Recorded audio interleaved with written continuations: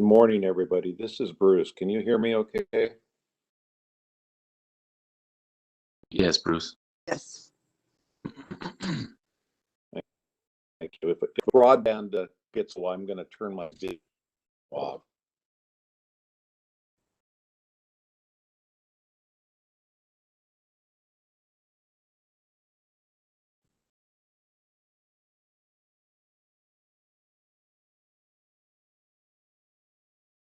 I hope there's something fun.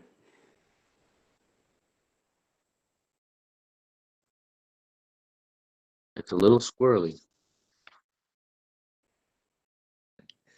Good morning, Ozzy. Good morning, Laverne. Good morning. Good morning, Linda. And there's Shelley and Lori. Good morning, Kathy and Keith. I can hardly wait till we all get to be together.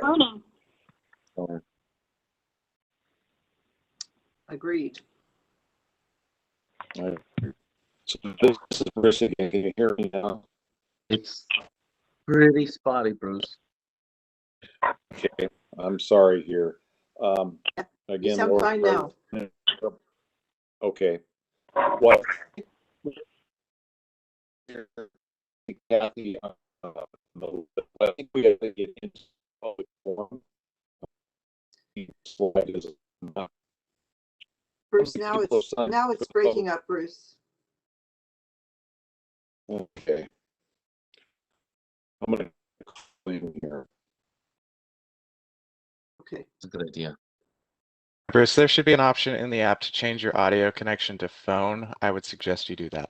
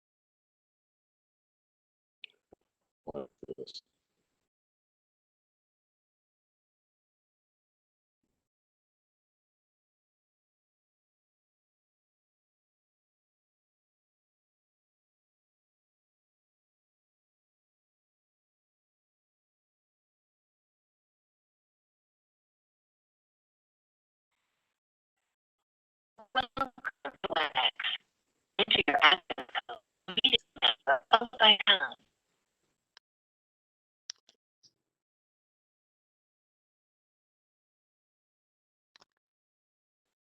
This 14596. Your entry is not valid or meeting is not started yet. Please enter your access code or meeting number, Opal.com.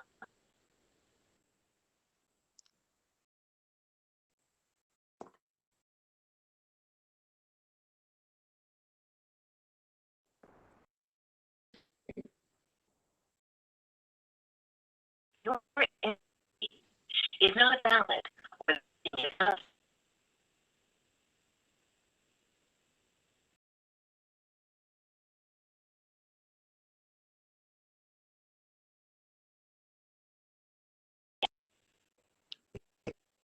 Laura, this is Bruce. Maybe you could start the public forum and I will try to get on here. Okay, sure. At www.audit.com. Bruce, okay. Yeah, it seems like Bruce is muted. So we'll go ahead and open the public forum portion of the meeting. And Jeff, do we have anyone signed up to participate? Yes, we have a couple of people signed up to participate. So I'm going to start calling on them in order. First up is Bill Bradley, Bill, you're unmuted. Go ahead.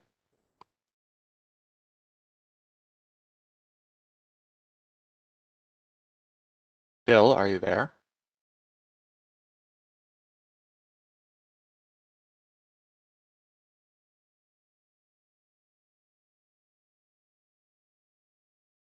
Okay, Bill, we're going to. Can you hear me now?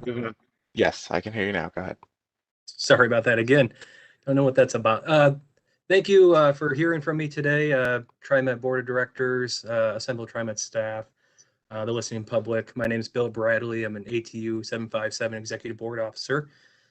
I come here to talk to you today about the recruitment for the next TriMet GM.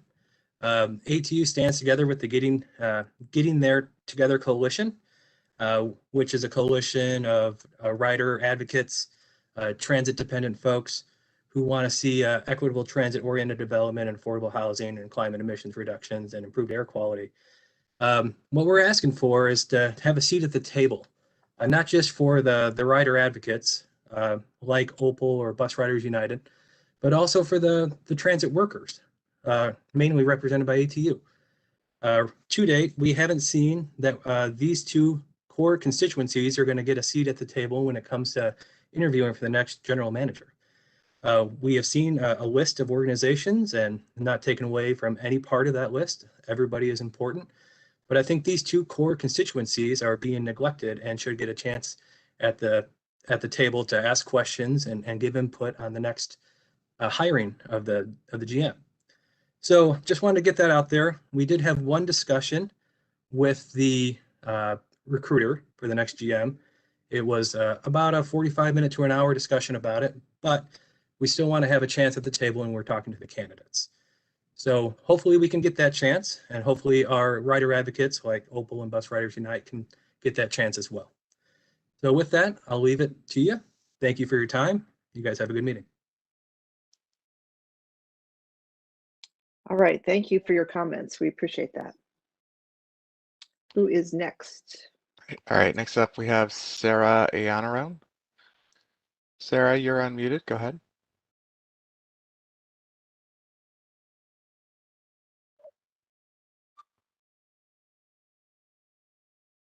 Sarah, are you there?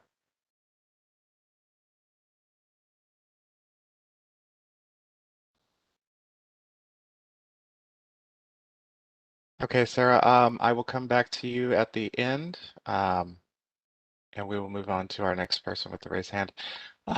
Brett Morgan, you are unmuted. Go ahead. Hi, yes, can you hear me? Yes, we can. Perfect. Hello, everyone, members of the TriMet board. My name is Brett Morgan. I work for 1000 Friends of Oregon as their Metro Advocacy Manager, and I use he, him, his pronouns. I'm here to echo the comments made by ATU and the other folks who will be speaking before you today, standing in solidarity with the Getting There Together Coalition and community partners, calling on TriMet to build a hiring process that brings forth candidates with experience serving the most transportation underserved and transit-dependent riders and creates a space for transit priorities. I know a lot of other folks will probably make really good points, but I just wanted to echo some of the things we're asking for in this process when we're looking for a new general manager to lead this agency. The Getting There Together Coalition is really hoping that we can have specifically transit advocacy and transit dependent individuals on the hiring committee, and at least 3 seats being added to the hiring committee to allow for community input and voice in the selection. We really think that there's a lot of folks standing by and willing to partner if they get a seat at the table, but it's all about creating that space for community to come together and push for what is our shared vision. We know that the Getting There Together Coalition also has a wide range of priorities for the region, and we want to work with TriMet to make those realities become true and for a more effective system, a system in which riders have greater access and removes economic barriers for the most transit dependent in our region. So getting folks to the table is critical, and we really hope that you can, as a board, listen to our community input and put more seats at the table to allow for that community input to come through in the hiring. Thank you so much for your time today, and have a great rest of your day. Thank you for your comments. Okay. Next up, we're going to go to Lee Helfand. Lee, you are unmuted. Awesome. Can you all hear me? Yes. Thank you. Good morning. My name is Lee Helfand. I use they, them pronouns, and I'm the organizing director of Opal Environmental Justice Oregon. When the list came out with the community organizations that will be on the general manager hiring panel, I, Bus Riders Unite members, and the Getting There Together coalition were disheartened to see that there were no transit advocacy or transportation justice organizations included. Bus Riders Unite and Opal are not represented, and transit-dependent individuals need more representation. Time and again, our members engage with your agency's work. Our members have reached out to your board about the Hollywood station. Our members sit on TIAC. We have held focus groups that you all funded in order to get feedback on how we can reimagine policing together. But here, Opal and Bus Riders Unite and the Getting There Together coalition, transit advocacy groups are not represented. We have worked with you all around Youth Pass. I made a joint presentation with John Gardner just recently so that we can re-examine how we think of fares and so that we can increase ridership and accessibility. But here, once again, our groups are not represented. Instead, we see businesses represented and we see lots of other groups and demographics well represented. And we applaud you for the geographic spread and the demographics that you were able to include, several of which we closely align with. But again, our groups do not feel represented. It was just last month that I gave my direct line of contact information at the Board of Directors meeting, lee@opalpdx.org, so that we can continue what I thought was better community engagement. I gave a shout out to Laverne Lewis and John Gardner for their increased attempts to change how this agency does community engagement. Incoming board member Thomas Kim has also engaged with us more than several of you have. And so today, my comments are directed at the directors who make up the hiring committee, who took up the responsibility of community engagement and this process. Opal, Bus Riders Unite, and the Getting There Together coalition, and other transit advocacy and transportation justice groups are not represented now, but we urge you to add 3 additional seats to the hiring panel to include our transportation justice organizations in a real way. We are here to help you, to help our communities, and to help the future general manager make this agency the best it can be. We want the relationship between community and this agency to be strong moving forward. And we also stand with ATU in making sure employees are represented in this process as well, and encourage you to add a seat for them. Thank you.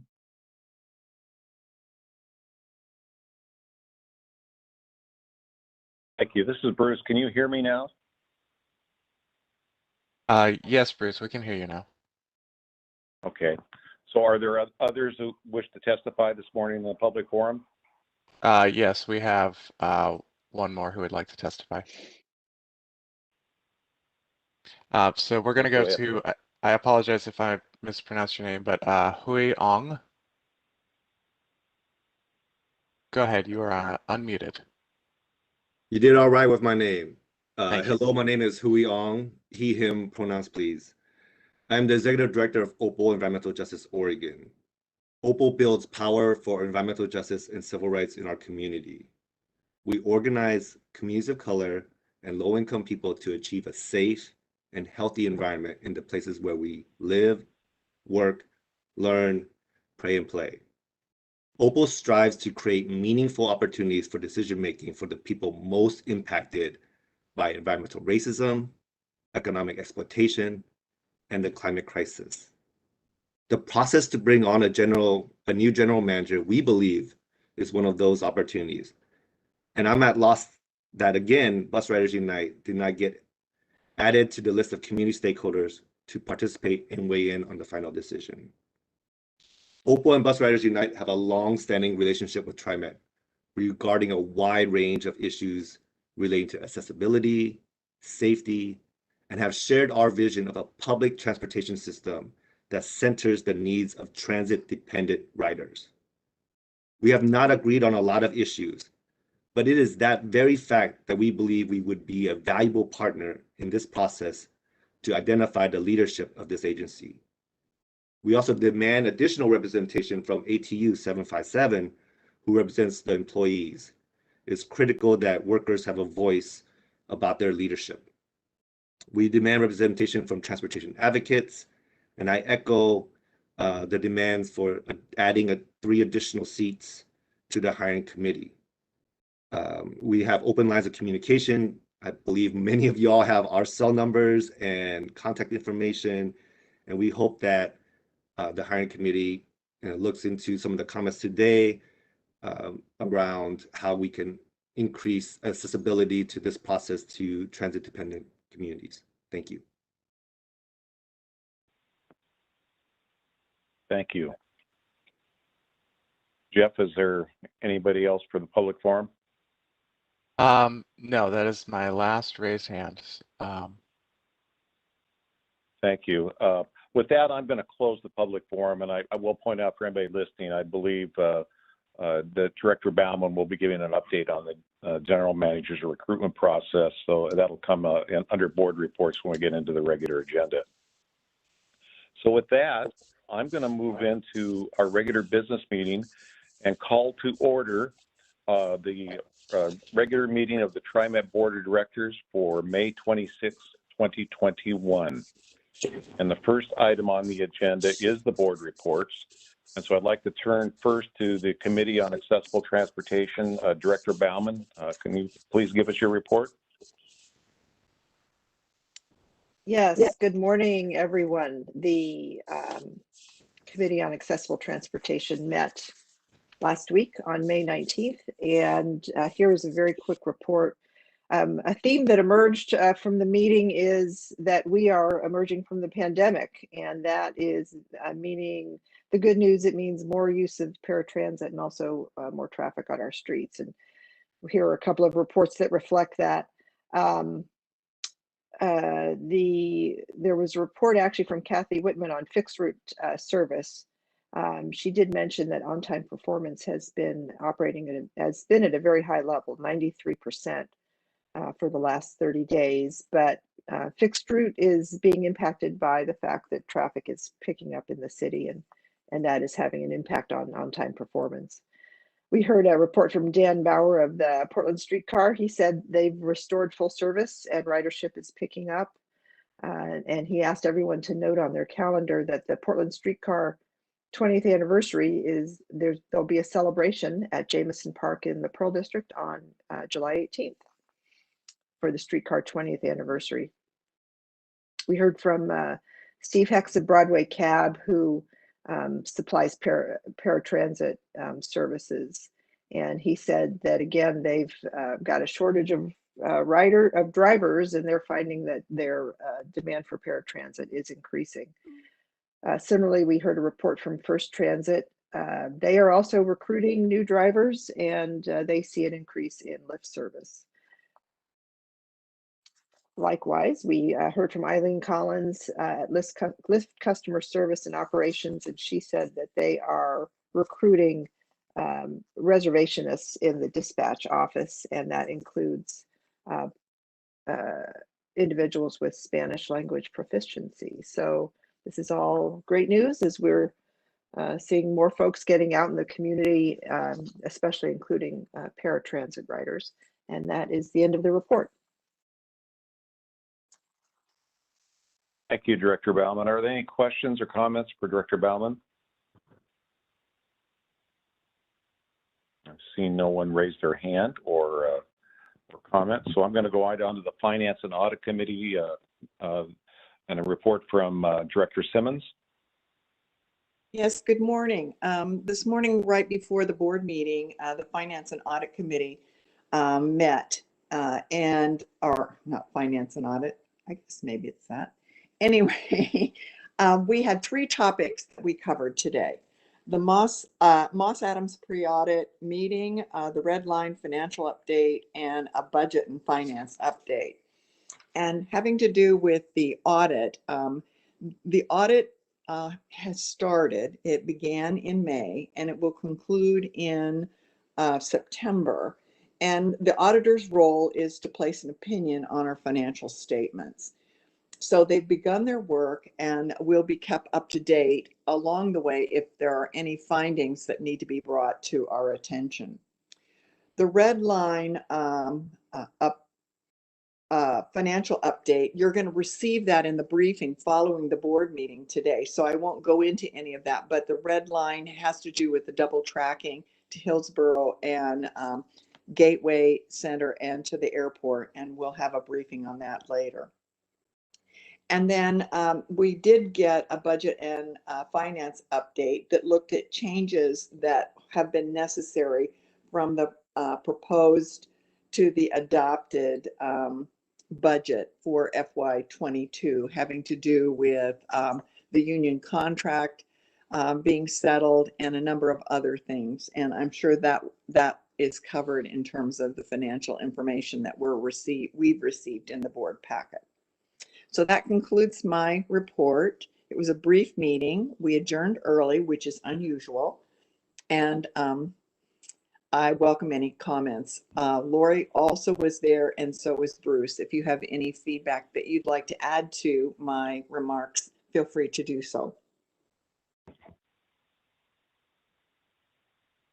This is Bruce. I have nothing to add. Are there other comments or questions from the board or Director Simmons?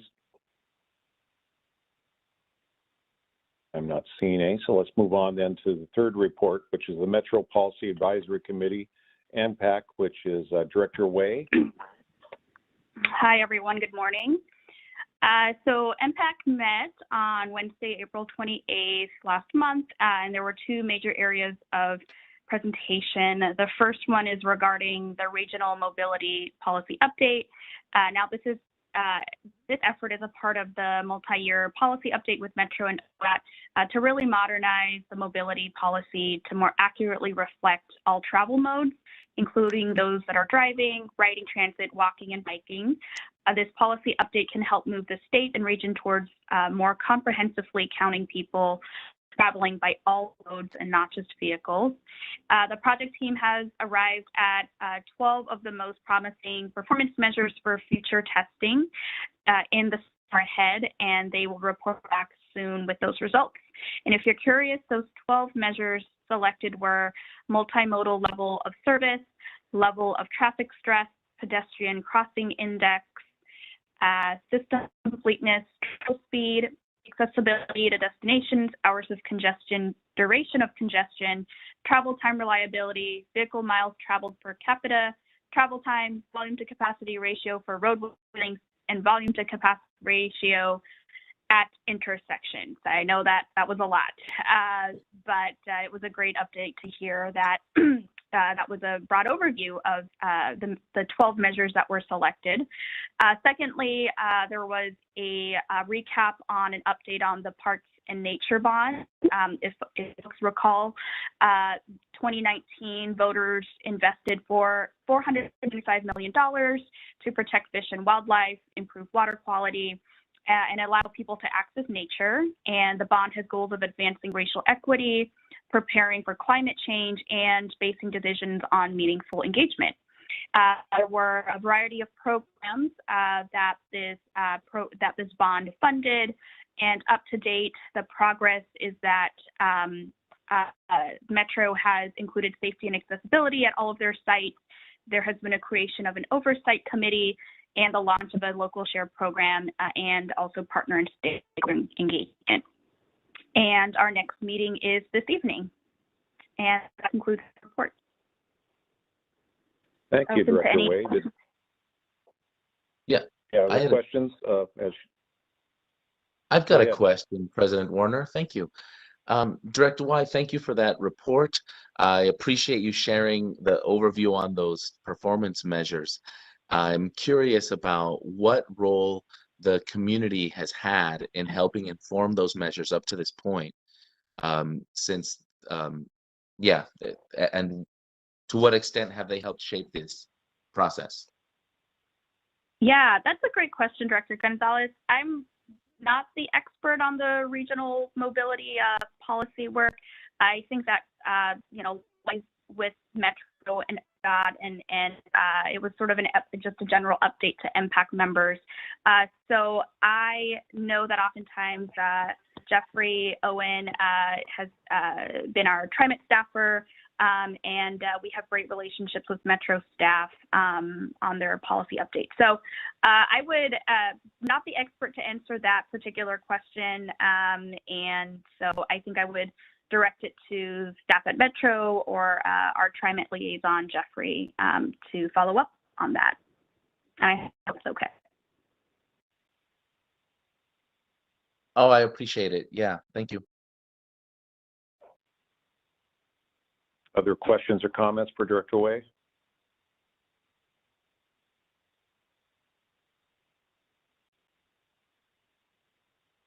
I'm hearing none, so let's go on to the Transit Equity Advisory Committee. Director Gonzalez. Thank you, President Warner. The Transit Equity, pardon me, the Transit Equity Advisory Committee met in this past month, and there was a few service, it began with service updates. The staff shared some general TriMet service updates and some news, took a first look at the bus wrap that was rolled out, literally celebrating Asian and Pacific Islander History Month. And it was honoring a lot of local Asian American and Pacific Islanders who have been trailblazers in the Northwest, both past and existing leaders. And so if the public hasn't already seen it, the bus that has this wrap features images of Bill Nato, Lung On, Brace Lee Boggs, Minoru Yasui, Kan Pham, Valerie Otani, and Anjali Hirsch. So that's a really exciting thing that was unveiled at the TIAC meeting. And then I was able to provide the group a general manager committee search update. So I just caught them up on all the activities happening in the GM search process, which you and the board will be hearing about in just a sec from our committee chair. And I was able to answer questions and get some input from members of the TIAC committee, including committee members such as Bus Riders Unite and Opal, who are active participants. And so that was a great opportunity to just kind of lay out what's been happening and discuss next steps. And then the staff provided an overview on TriMet's new partnership with Oregon Health Authority to provide free fares to the community in order to help people get to their vaccine appointments. So if folks have not already heard of that, that's a program that's already in place. The group had a discussion on how to get the word out to additional community benefits organizations and other community groups that can help distribute the fares. So far, the initiative has connected with over 50 community organizations and provided over 20,000 free day passes as of yesterday. So that program is really picking up. And if anybody in the public has not already heard about that, yes, you can go to the TriMet website for information, but there's a number you can text and get information on getting that pass. And then Jennifer Kuzer from the Transit Equity, Inclusion, and Community Affairs Department provided TIAC an update on all the TriMet's efforts to move towards the zero emissions bus fleet. She shared information about the milestones, the plans that are in place to test long-range battery electric buses, as well as looking at hydrogen bus feasibility studies that TriMet is also pursuing through a grant. The goal is to have some updated recommendations on potential fuel types by 2022 to inform future bus purchases and to help inform the kinds of infrastructure and facilities that we must develop, as well as the training that we must put in place to keep on track towards our zero emissions bus fleet goal. And yeah, good participation. And we were able to actually add another member to the TIAC committee. We formally welcomed the Urban League of Portland as a new member to TIAC. So we were thrilled to have them on board. And yeah, it's a good engagement happening at that level. Thank you. That concludes my report. Happy to answer questions. Thank you, Director Gonzalez. Very thorough report. Any questions or comments by the board? I'm hearing none. Well, let's go on to the last board report then, which is the update on the General Manager Search Committee update. And also, I think you're going to give us some information about the Milliman market survey that we had done to see where we were in terms of salary and benefits for the general manager position. So Director Baumann, I'll turn it over to you. Yes, thank you. All right, I first want to address some of the comments we heard in the public forum about input from transit advocates. As the board knows, and as the community knows, since February, we've been collecting input from the community, including Opal and BRU and other organizations, on the knowledge, skills, and abilities that we should be looking for in a general manager. And we've been really gratified at the level of community interest we've had in giving us that input. We have the next part of the process that's going to be coming up in June will be interviewing the finalists for the position. And as our commenters alluded to, we have appointed a community panel to assist the board and kind of provide input to the board on those finalists. I want to mention that the Getting There Together Coalition is indeed represented on the community panel. The organizations APANO, Climate Solutions, and the Coalition of Communities of Color are all represented on the community panel, and all three of those organizations are part of the Getting There Together Coalition. I want to mention in addition that the community panel includes representatives of the CAT committee, which is TriMet's committee with advocates for seniors and people with disabilities. The TIAC committee and the crash committee are all represented on the community panel. So that is 6 seats out of the 12 that at a minimum that have include transit advocates. So we feel that we've really got a good broad cross-section of the community, including business community activists, folks with interests in kind of the betterment of our community through transit.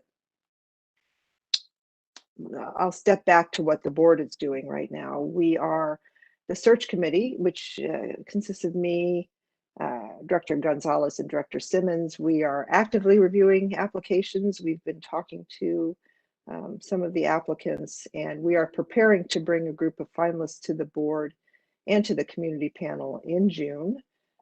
As the board members know, we're aiming for full day interviews June 7th, board deliberations June 14th, and a decision on that date. So that is the timeline. I am going to now hand it over to Kim Sewell, our Director of HR and Labor Relations, and she is going to introduce a market survey that we've conducted on the issue of general manager compensation. Thank you, Director Baumann, and good morning, Board of Directors. As Director Baumann mentioned, as part of this GM recruitment process, we have engaged a consulting firm to provide a market survey and compensation study. That's a standard practice that we engage in as part of our compensation program, and the last one we did was approximately 3 years ago. We use Milliman for these services. Milliman is a Northwest consulting group that specializes in the design of compensation programs and survey management. And the specialist that we use is Greg McNutt. He has, I believe, over 25 years, maybe even more than that, of executive compensation specialist services. And he performed our last study that we did in 2018. So without further ado, I will turn that over to Mr. McNutt for an update. Thank you, Kim, and good morning, members of the board. Thank you for having me here. I'm going to run you through just a short presentation of PowerPoint that displays what we did for the request, our methodology, and our observations and findings. So I'm not a technical specialist, but I am going to try to get this going here.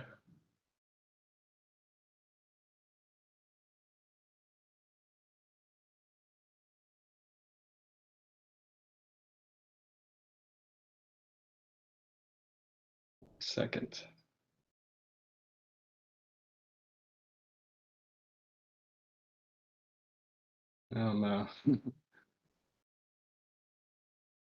Greg, I believe you can just click the From Beginning button and it will full screen. There we go. Now you should see my, are we seeing this Yes. okay? Okay, thank you. So like Kim said, we were asked a couple of months ago to do the compensation study for the general manager. And what we did is we took a look at, in terms of methodology, we looked at the total compensation of the general manager, not just salary, but we included in total compensation salary, incentives, medical and dental retirements, and tier 3 retirement benefits, because presumably the next candidate will not be afforded the ability to be in tier 1 or tier 2 retirement benefits. So that's how we put together our definition of total compensation. Now, I want to reiterate that the district does have a compensation philosophy, and that's to provide total compensation that is competitive with the market average. So we analyze what the market pays. It pays from a lower end to a higher end, and the intent is to position total compensation at or close to market average. So for this particular philosophy that the district has, they want to be at least at or above the market average, depending on the individual, what skills and contribution he or she brings to the position. So it's important to recognize that for different organizations, we have what we call a labor market. The types of organizations that the district would recruit from or potentially lose talent to. And so consistent with the last survey, we define the labor market as a portion of two different areas. One is just transit organizations in the West Coast 11. So we conducted a custom survey where we went to those particular organizations, those peers, and collected the market data for which we're analyzing total compensation. Secondly, Milliman has a series of different published salary surveys that reports from numerous organizations. And what we did with that, in that case, is we looked at data from local Northwest public organizations that are of the similar size and responsibility. So basically, we had two different ideas of what the labor market would constitute for you. And again, consistent with that two different looks at the market, we looked at two different methods of analyzing the market data. In the first case, the first method, we took a balanced approach of 50-50. So we weighted the data equally between the transit organizations and the published survey data from the Northwest public organizations. And secondly, the second method, we took a weighting that heavily emphasized the group of transit organizations and the West Coast 11. So it was a 90-10 weight. And that particular thinking was that, as a transit agency, we wanted to heavily compare yourself to very similar types of organizations. And again, that was consistent with the last study 3 years ago.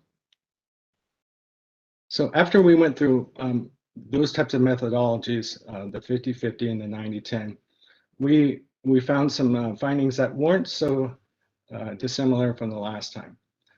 Total compensation, when we add it all up, on the 50-50 split, it was about 28% below the market average. And the next methodology, 90-10, it was pretty close, but it was still below market by about 2%. Now, when we look at the pay mix, the different components, like I mentioned before, we looked at, first of all, base salary on the 50-50 split was about 11% below the market average. And on the 90-10 split, it was approximately 13% above. So a little bit below and a little bit above the market average when we based it, when we looked at those two, at that component. It's interesting to note that TriMet does not offer any incentive compensation. That's pretty consistent with the way the market, your market, looks at incentives or bonuses. It's not real prevalent, but in the 50-50 split, it tends to be, there tends to be some organizations that do provide incentives, but it's not real prevalent. When we looked at one of the benefit offerings, the health and dental, medical, things of that nature, you're positioned about 12% above market. So we have kind of a theme going on here where you're a little bit above or a little bit below the respective markets. But the one significant difference is whether we look at 50-50 or the 90-10 split, you're under market by a significant amount, 21% and 38%. So remember, that's looking at tier 3 retirement benefits. So respectively, they're both pretty low. So overall, what we found is really in the absence of the tier 1 retirement benefits and the lack of incentive compensation, we believe it'd be a recommendation to adjust the current salary range midpoint upwards. And overall, this will improve your ability, since you're going through this process of trying to find a new GM, it will improve the ability to position a total compensation package in a more competitive position and be consistent with your compensation philosophy. So those were the findings that from the salary survey or the total compensation survey, and that's the end of the report, but I certainly welcome any questions that you have.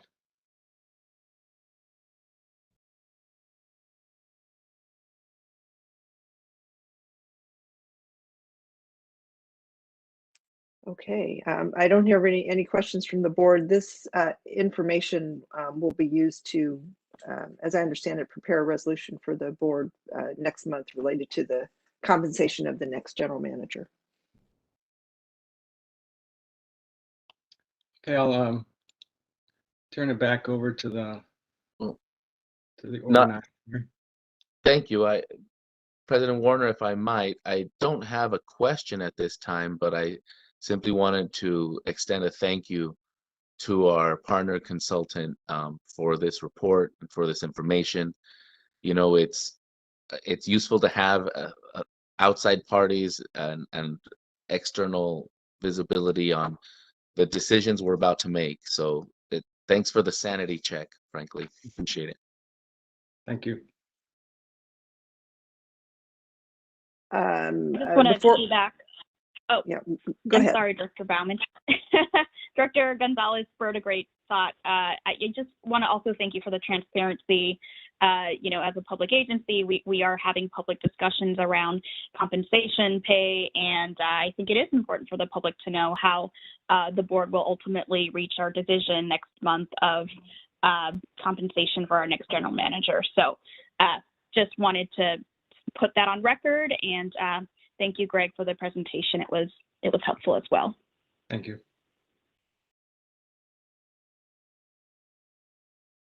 I wanted to give the other members of the search committee an opportunity to add anything that I haven't covered in the report.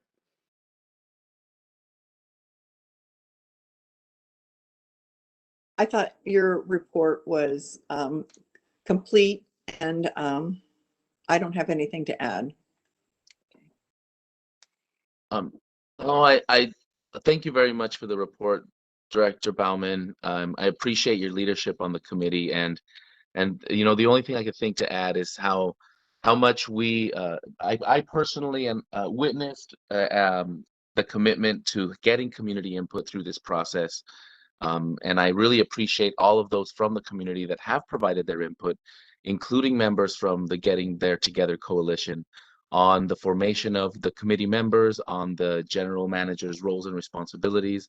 And I really encourage the leaders of those organizations to make sure that we're all fully up to speed on the relationships and the points of connections that have been established and that are being established through our committee structures and through the community engagement that we continue to do. I think what we all agree to is that having community input is important, and having a regular, consistent relationship with key constituents in the community is very important for the agency to do its work. So I just encourage that we build on that, and that everybody get on up to speed on sort of what work has taken place.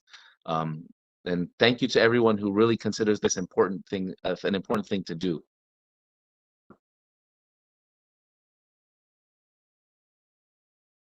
Yep, well said. That's the report on the GM search.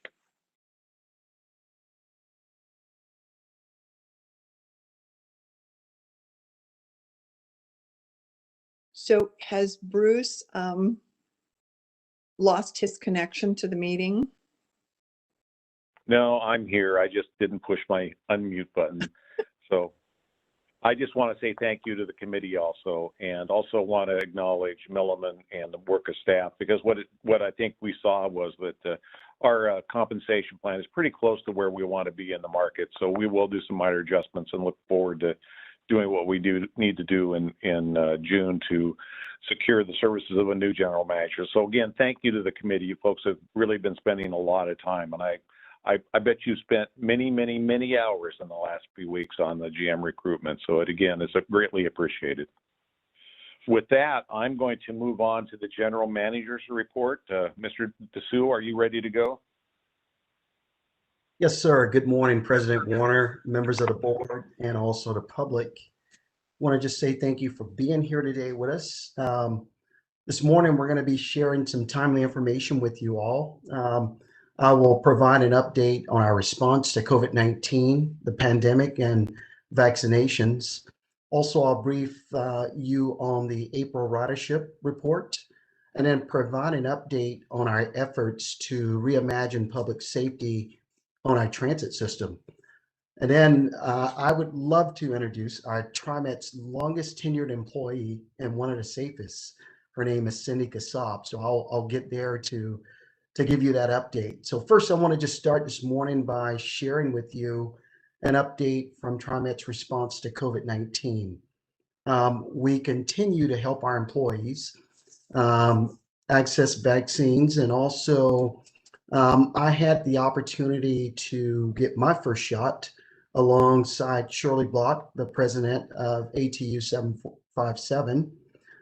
Shirley and I took this step also to show unity and also solidarity among the ranks, that we gave our employees the opportunity to take the vaccination, and then afterwards we did it together to show unity.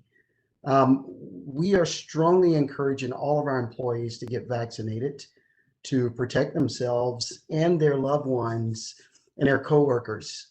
Our second round of vaccination clinics at TriMet properties kicked off on Monday, and we're going to run a 24-hour-a-day operations, and these clinics will be taking place most of all of the hours of day and night. Also, I'd like to take a moment to just reiterate for our riders that masks are still required on transit, despite some relaxed guidelines by the CDC for people who are fully vaccinated to go without masks in their settings.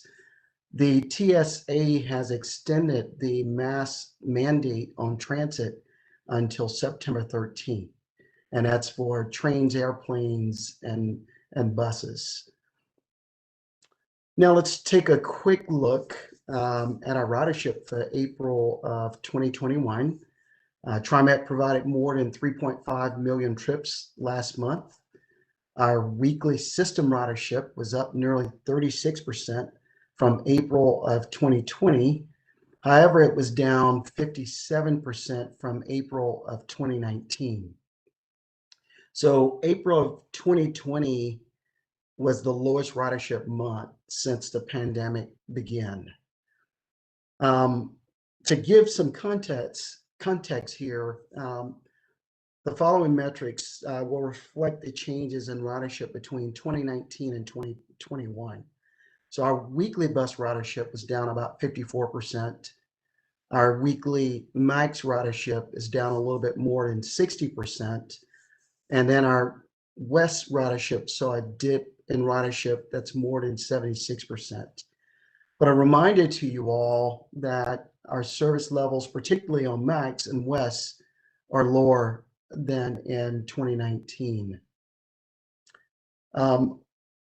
As we start seeing sporting events like the Trailblazers, the Thorns, the Timbers games, they are inviting more fans back into the stands. And we do expect to see our ridership grow as we move forward there. However, there are still capacity limits on board our buses and trains currently, and we ask riders for their patience as they return to the system. Some vehicles may reach capacity limits, and they may need to wait for the next one for their safety and the safety of others as we continue to operate. But we do expect customers will begin coming back on board as vaccines become available to more people. And we really look forward to that day as we continue to move forward. So now I would like to turn the efforts to reimagining public safety on our transit system. But before I start the update, we are getting word as of the last hour or so of a deadly shooting at a transit rail yard in San Jose this morning. The news is slowly trickling in, but I want to just say that our hearts go out to those that are involved in this senseless shooting. We are standing strong with our transit colleagues in San Jose, and our prayers are with them there. I know Marla Black and JC Vanetta, they're all working kind of in the back rooms right now, but they had an active shooter situation this morning there. Now moving into our reimagining, moving back a year, George Floyd was murdered at the hands of former police officer Derek Chauvin a year ago yesterday. And it was the release of the video of that horrible incident that helped us raise the voices of people calling for racial justice around the world. It was also a catalyst for TriMet's decision to take a closer look at how we approach public safety. So while the reimagining of public safety on transit has been an inclusive and comprehensive process over nearly the past year, it's an evolution of the steps that we will be taking for some time, including establishing a low-income fare program in 2018 and decriminalizing our fare evasion. So we are moving forward on the recommendations approved by the board.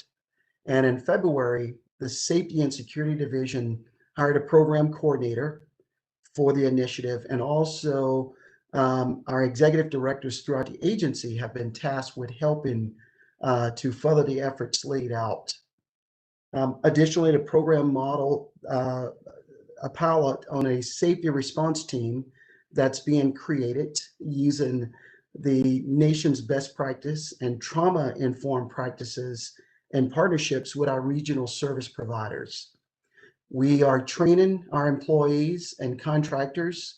And then in the last 6 months, we've had hundreds of staff participate in diversity, equity, and inclusion trainings, including addressing microaggressions.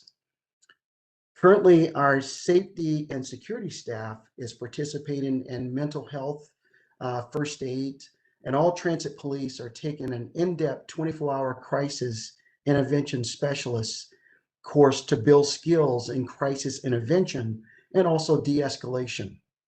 I would also mention that we've increased the presence of TriMet personnel on our system over the last 6 months. Coming forward, as we move forward, John Gardner will provide a full update on our efforts at our September board meeting. And then lastly, I'm pleased to say that I've approved the Reimagining Public Safety Advisory Committee charter. I know that Director and Dr. Laverne Lewis will be serving on this committee, and we will be reporting back to you, to the board of directors, as that committee moves forwards. So finally this morning, I would love to take a moment here to reflect and appreciate TriMet employees. And this is something that since March, I started bringing forward to you some of the recognitions and appreciations of our great professionals that we have here providing service to the public. And I want to pause for a moment, and I want to put the mindset here. I want you to think back. The year was 1976. Jimmy Carter was our president. Gas cost about 59 cents a gallon. A little company that was called Apple was just getting off the ground. A 23-year-old woman left her job at a security company to join TriMet as a bus operator. Her name is Cindy Kassab, and she's still with us today. So this month, she celebrated her 45th year in a driver's seat. 45 years of service to our riders and to the community. I can only imagine how many people have had the pleasure of riding with Cindy on her bus. But it's just not her tenure that makes Cindy so unique. She also have earned 45 years of Safe Driving Award from the National Safety Council. That is just tremendously, absolutely amazing. She also has earned TriMet's highest honor for safety, performance, and customer service, and become the only or the second woman to be named a Gold Grandmaster operator. So it's my pleasure, board, to introduce to you Cindy Kassab, the longest tenured operator in TriMet history. Cindy.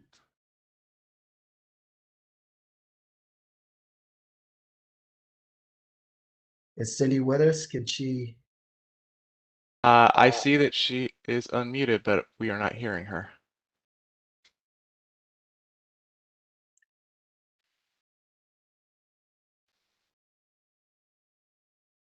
Can we unmute Cindy by any chance?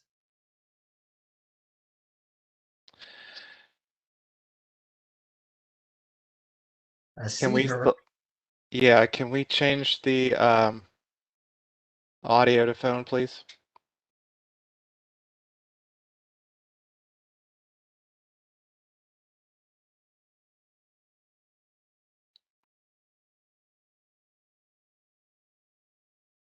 While we're waiting for Cindy, board, just want to thank Cindy for her commitment and her dedication over the last 45 years. We are so proud of her. Can you hear us now? Yeah. Yes. Sam, can you hear us? Perfect. Absolutely. Oh, okay. I don't know why the mic failed, but we're back up in business. Oh. Cindy, congratulations on your last 45 years. And want to say to you, just well done. I've had the pleasure to meet with you in person, and just you are a phenomenal person and a phenomenal operator for TriMet. So congratulations. Well, thank you so much for recognizing me, and I really enjoy being here. I've been here over half of my life. It's hard to believe. It really isn't. You know, TriMet's been really good to me. You know, I was driving my bus yesterday, and I passed a building that said payday loans, and I'm thinking, boy, I'm so glad I got out with TriMet because I've never had to do a payday loan. So anyway, yeah, it's I don't know, I've met a lot of great people, great passengers in my life. I've driven the 43 for a long time, so you know, since I haven't been on the 43 now because they took the midday service off, but you know, some of them have become my good friends. In fact, I'm going to go this Friday. I'm going to go ride with another bus operator, and I told some of the passengers I'm going to be coming on board. So, you know, yeah. But I don't know. I get emotional because I know eventually I'm going to be retiring, and so I get really emotional when I think about that because I started at such a young age, and you know. So, but if anybody has any questions, you know, go ahead and ask me. Oh. I'll just turn it over to the board and ask board members, do you have any questions or comments for Cindy? Okay. I have a a comment and a question. My comment is just thank you for your service. 45 years is a long time. And I know you've seen generations go past you. And thank you very much for your ambassadorship, because you can't do that job 45 years and have the service that you've had without being an ambassador as well. So thank you very much for all of that. My question is, what is your most satisfying experience that you had in those 45 years as a TriMet employee? Oh, that's really hard. I don't know. It's probably many of them. You know, I put myself in other people's shoes, and you know, just the people that I've met, you know, helping them out. One thing I really enjoyed about, you know, the 43 was, you know, I'm probably the bus driver that a lot of drivers love to hate, because if somebody wants dropped off at their home, and, you know, like especially if they have a hard time walking and it's safe, I'll drop them off right at their home, at, you know, their front door. I just really thrive doing that. Really do. Just giving people safe service and having conversations with people. It's hard to just pinpoint one. You know, I helped a lot of people. I know one time I picked up somebody, he was in a mobility device, and I was on my way back to the Merlo garage, and his battery was running low. So I said, you know what, I'm just going to go off route, and I'm going to take you to where your apartment is, and then I can just go back to the garage. So I did that, you know. Feel like, you know, I really love to help people.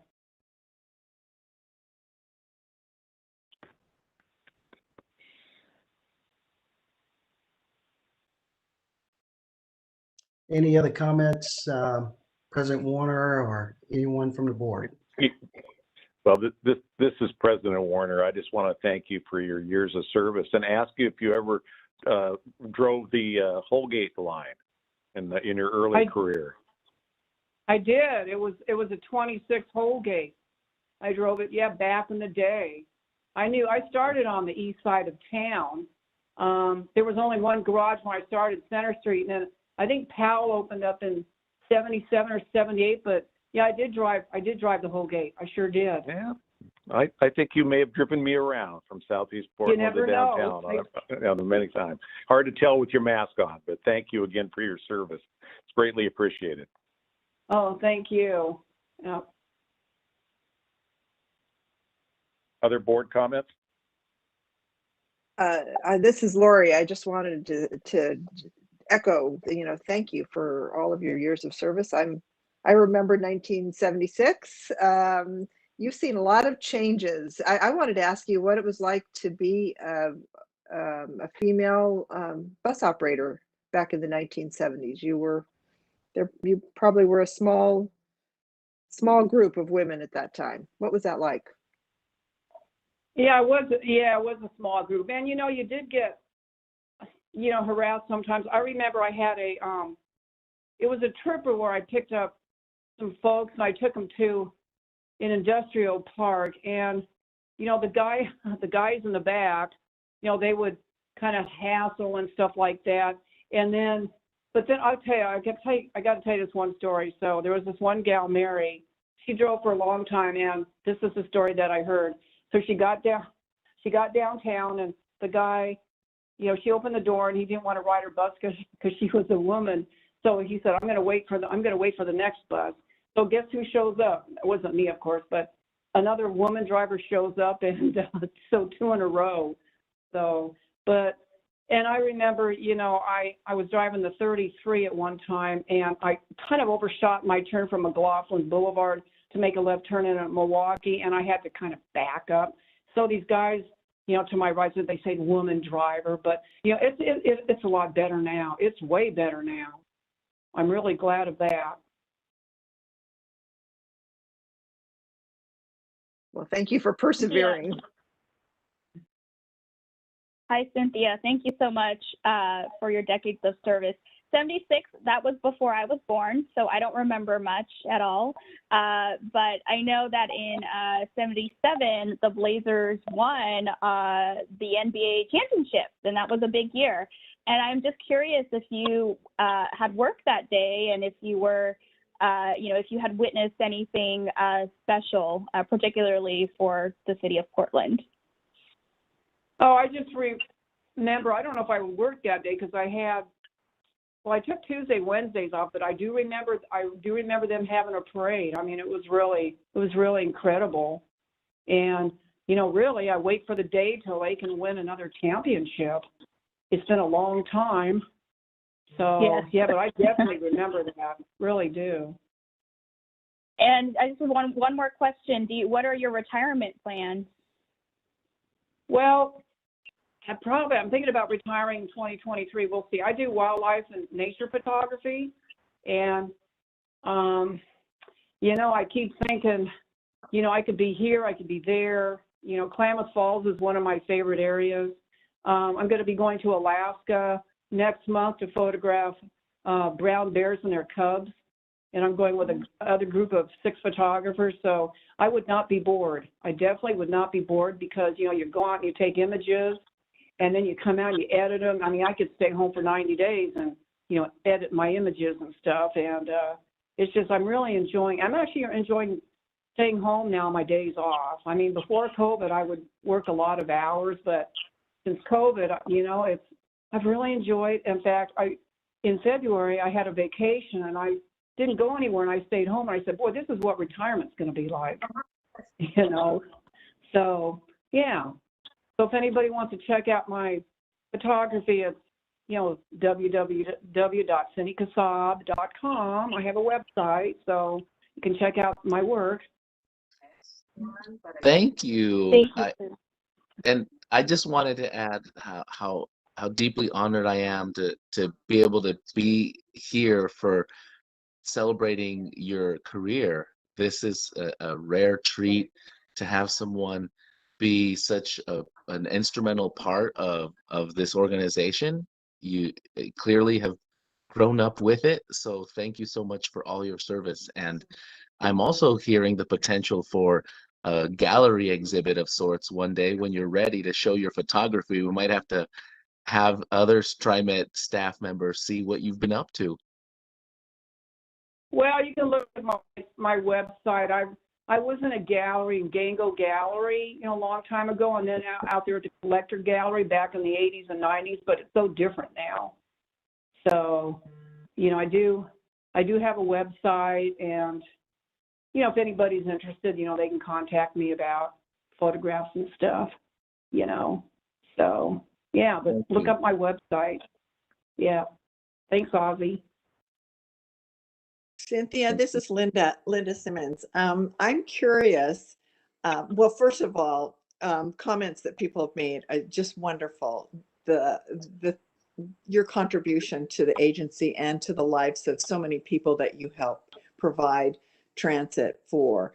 I'm curious if you have acknowledged in your work the changes in highway development and traffic patterns since you began, because that's a lot of time and a lot of development in the Portland area and in the region that has really changed the face of how we get around. I'm curious, what your observations are about that. Well, let me tell you, it's back in the day, really traffic wasn't too bad. I remember, I moved out in Vancouver, 1987. I remember leaving downtown at 5 o'clock, going over the interstate bridge with no problem. But now the traffic is, oh my gosh, especially in the afternoon, it's so bad. There's been so many people moving here, but I don't know. Well, the thing I don't like is, though, they take some of the roads like Foster and they call it a road diet. They take out a lane and, to put bicycle paths in there, and it's just, I don't know. And you look at Powell Boulevard. Look at Powell Boulevard by the Powell Garage. It's it really backs up. I don't know. And then the Interstate Bridge, that it could be wide. They should widen that to at least 4 lanes each way, because there's a lot of truckers that go through there, and they're losing time, losing money, making their hauls, But okay, so when I started here, the whole state of Oregon, only had like 1 million+ people, 1.5 million people. Now there's 4 million people in Oregon, so that's quite a rise. And I remember when Portland had like 368,000 people, and you could go out to Hillsboro, Forest Grove. It was country out there, but now it's. In fact, I was working matinees and night runs out at Merlot for a long time, and then I came out to Powell last July. I've decided I am done with matinees and nights because the traffic in the afternoon is absolutely horrible. It is. It is. Well, I'm one of the board members, probably not the only one, that has driven the bus simulator. And, I have a real respect for your work and your ability to navigate streets that are not really very wide. Not all the streets are wide enough for some of the 40-foot buses, and I can't even imagine when we get to 60-foot buses. But hopefully the Division Transit project will make that more possible. But your work is extraordinarily demanding, and not just in terms of navigating the streets, but also managing all the relationships with people. And I'm just in awe of the work that you and all of your colleagues do in terms of providing safe and reliable service to our community. And the fact that you've not had crashes in all that time is a real tribute to you, because when I did the bus simulator, I took out a mirror. I was turning left, and the back of the bus took out the mirror on the car that was parked along the road. And so, because you have to allow 2 feet to the right in order to make that turn without colliding with cars parked along the street. If any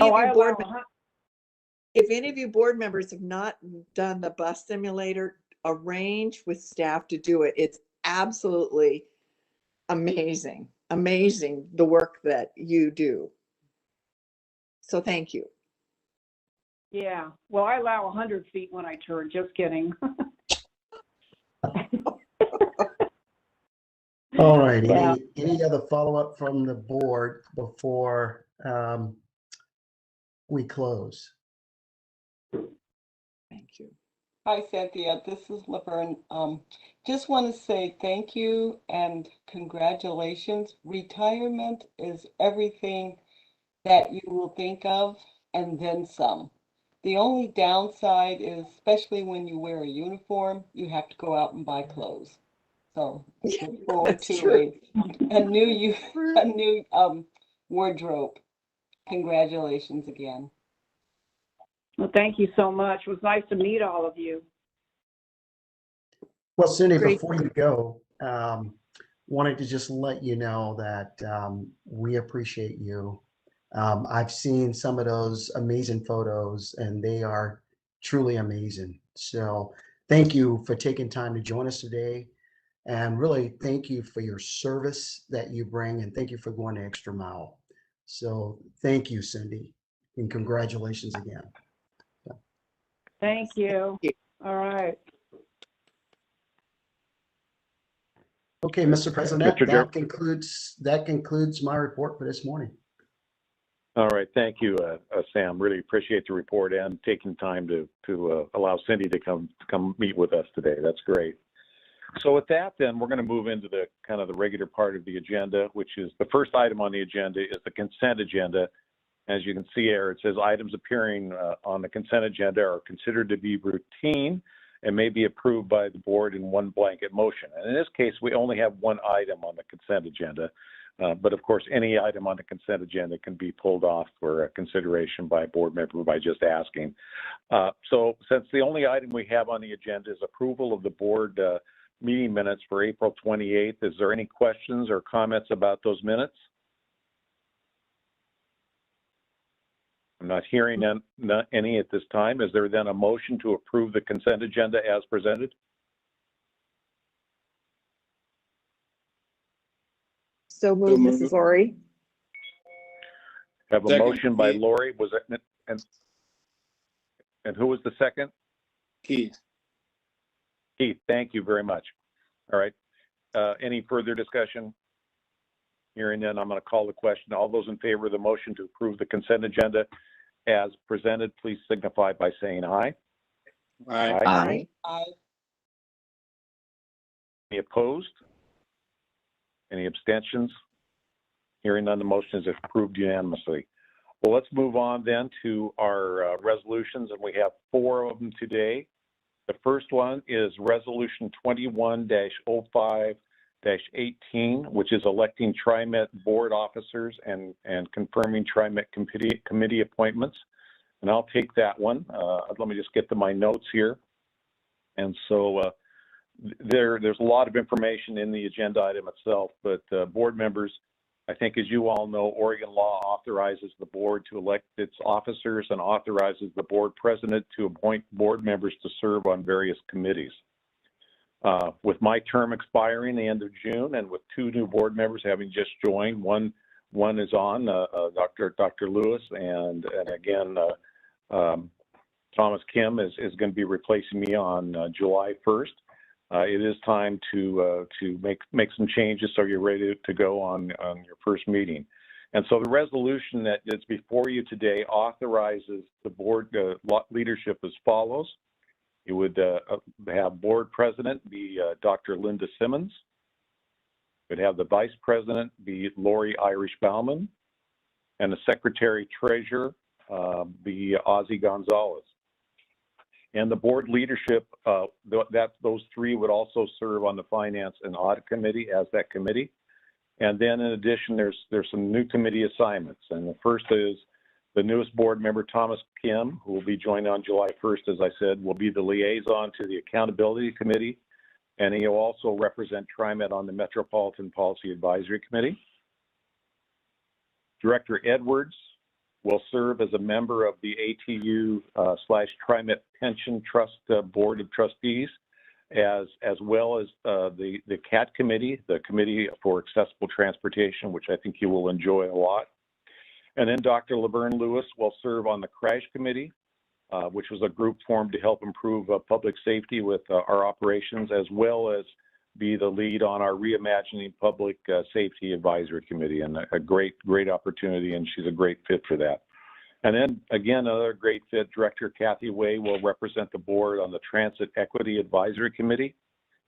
And I know that there's an internal committee that helps advise the staff on our business plan. I'll talk with the 2 members I think would be interested in that, but we don't need to take action on that today.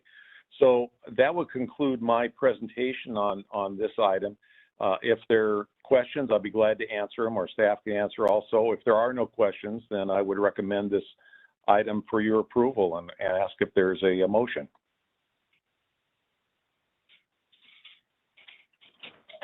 President Warner, I just have a question. Sure. If I may. Thank you. I'm excited. Sad to see you go, but excited, for the new chapter of our board to take over and new committee assignments. I'm just curious, are we revisiting? Are there term limits for officers and committee assignments? Just curious. I don't see. See a start date, which is great, effective July 1. But just curious if we should also discuss potential term limits and if we have had those discussions before previously on the board. Yeah, so I'll try to answer that, and Shelley Devine could also get into this, but I believe our rules require that we take action every 2 years. on electing board officers. And then usually the president makes the same, at that time, makes any changes to the committees on that. Obviously, the board can make changes and suggest changes anytime, but again, these would serve for the next 2 years unless something happens and somebody resigns or whatever. But again, it's the board to do it. So 2 years is the timeline. COVID got in the way of it this last time, but I would expect you'll be back on a regular schedule after that, or after today, I should say. Does that answer your question? Yes, that's helpful. Thank you. General Counsel, did I miss anything there or misstate anything? No, that's exactly right. Thank you. Okay, thank you. Other questions or comments? Well, then is there a motion to approve this resolution? So moved. So moved. Second. I have a motion by Director Edwards and a second by Director Gonzalez. Any further discussion? Hearing none, then I'm going to call the question. All those in favor of the motion to approve Resolution 21-05-18, please signify by saying aye. Aye. Aye. Aye. Any opposed? Any abstentions? All right, you guys finally got rid of me. That's good. Congratulations to all of you on the in your new appointments. And I look forward to working with you outside of TriMet after July 1st. So again, perfect. Thank you very much. Let's move on then to the second resolution, which is Resolution 21-05-19, which is authorizing a contract with Makita, if I'm pronouncing that correctly, Investing Group Incorporated, for defined benefit plans, investment advisory services. Mr. General Manager, are you going to introduce this or ask staff to do this? Thanks, President Warner. I'll introduce it. This resolution before you now is to request authorization of a contract with Makita Investing Group for defined benefit plans for investment advisory services. This contractor will provide services in support of 2 pension funds, the defined pension benefit plan for bargaining unit employees, and the defined benefit retirement plan for management and staff employees. They will review and evaluate the portfolio structure and performance objectives, complete liability studies, and make asset allocation recommendations to trustees, as well as review and update investment policies, among other responsibilities. Makita was selected based on the evaluation of a selection committee following a request for proposals. They will be paid an annual fee with a total contract amount of $850,000 over a 5-year term. The first year of the contract is accounted for in the finance and administrative budget for FY22. Makita's workforce is 26% minority and nearly 54% comprised of women. And I would like to recommend your approval of the resolution. Executive Director of Finance, our CFO, Dee Brookshire, is here if you have any questions. Thank you, Mr. General Manager. Are there questions or comments for either Sam or Dee? I've got a question, President Warner, if I may. Yes, thank you. And I believe this question would go to Dee directly. Dee, is this scope of services a scope of services that we have previously had under contract? If so, is there a standard 5-year cycle that we're experiencing here? Just trying to get a context of a contract like this. Sure. Understand, Director Gonzalez. Yes, this is on a 5-year schedule, and the scope of work is pretty much the same as it has been in the past and is fairly uniform in the industry. We only had 3 respondents. One of them did not meet the minimum qualifications. And so one of the key factors was that Makita does have a local presence, a very strong local presence. And they've been extremely responsive to us in the last, over the term since we've had them. So We recommend approval. We think they'll do a good job. That leads to the second question. Just to clarify, then it sounds like it's a yes. That is the recommended awardee the current vendor Yes. in the current contract? Thank you. Understood.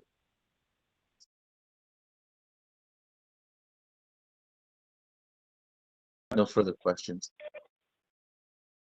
I move to accept the resolution.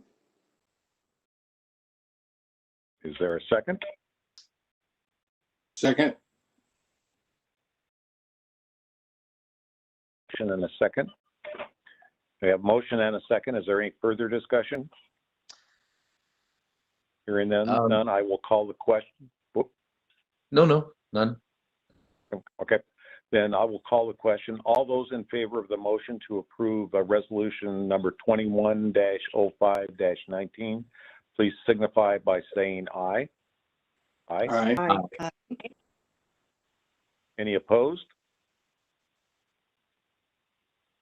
Any abstentions? Hearing none, the motion is approved unanimously. Thank you very much. Let's move on then to the next resolution, which is resolution 21-05-20, which is authorizing a contract with Tate Communications for radio systems managed services. And Mr. General Manager, I think you'll explain that for the people listening. Thanks, President Warner, Board. This resolution would authorize a contract with Tate Communication for our radio network system management for all TriMet buses, trains, and our supervisor radios. The reason this contract is necessary is that the previous company that held the contract subcontracted to Tate. And at that time, North American companies could not work directly with Tate. Those restrictions have since been lifted, and TriMet would like to contract directly with Tate for these services. To that end, a new contract is required, and the total value will be $1,056,000 over 3 years.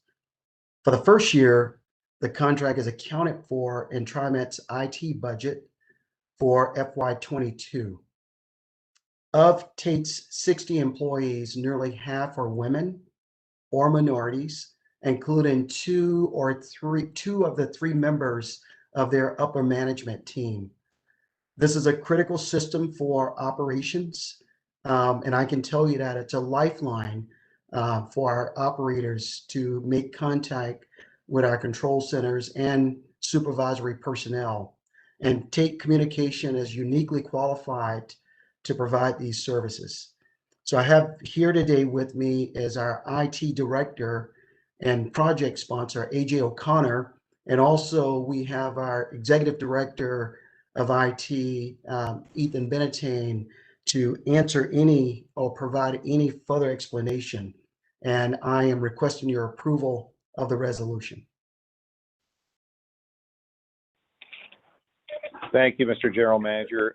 Are there questions for either Sam or the staff on this item? Yes, I have a question. I'm sorry, go ahead. Oh, you go ahead, Keith. I just had a question of staff, and perhaps I think you know this answer. I hope that what was the reason for not being able to participate with Tate on a direct? It was an on-compete. So relationship for her. So Harris Corporations, which is a radio, essentially a competitor of Tate's. There's different radio systems at different frequencies, and previously Harris and Tate were complementary. Tate specialized in radio systems like ours. Harris provides lots of radios to the U.S. military, and so they entered an agreement where Harris thought they were filling a gap in their portfolio, if you will, and would be the reseller of Tate in North America. And so they thought that relationship would go on forward, but they decided to dissolve that relationship and just go back to being completely separate in the North American market. Prior to that contract with Harris, we had a contract with Tate. So this will be the third iteration of this scope of services. We initially contracted with Tate, then Harris and Tate entered this into an agreement for North America. So we had a second contract, and that contract was with Harris, and now they've dissolved that. And so we're asking essentially for the same scope of services for the third time, but back with Tate. Thank you. May I jump in on a clarification on that? Just to clarify on that point, I had the same question. Sounds like the restrictions were no part on due to any public policy or anything on our side from an agency standpoint. Thank you. No, no. This is Lori. I had a question about page 2 that refers to the radio sites. And I'm just curious, what's Polivka? One of the sites. Polivka is is a tower. It's just a tower. Where is it? Is that what you're asking? Yes, yes. Is Polivka the company that owns the tower, or what? No, it's just the name of the physical location. Like Council Crest is our tower because it sits on Council Crest. Mount Scott is because it sits on Mount Scott. Polivka sits sort of near Happy Valley, and that antenna covers a very tiny gap that shoots through Gresham and East County. It's actually one of our smallest towers. It fills a gap, and it literally sits on somebody's private property, and us and I think the city of Port Milland and Clackamas have radio equipment in that tower. Okay, thank you.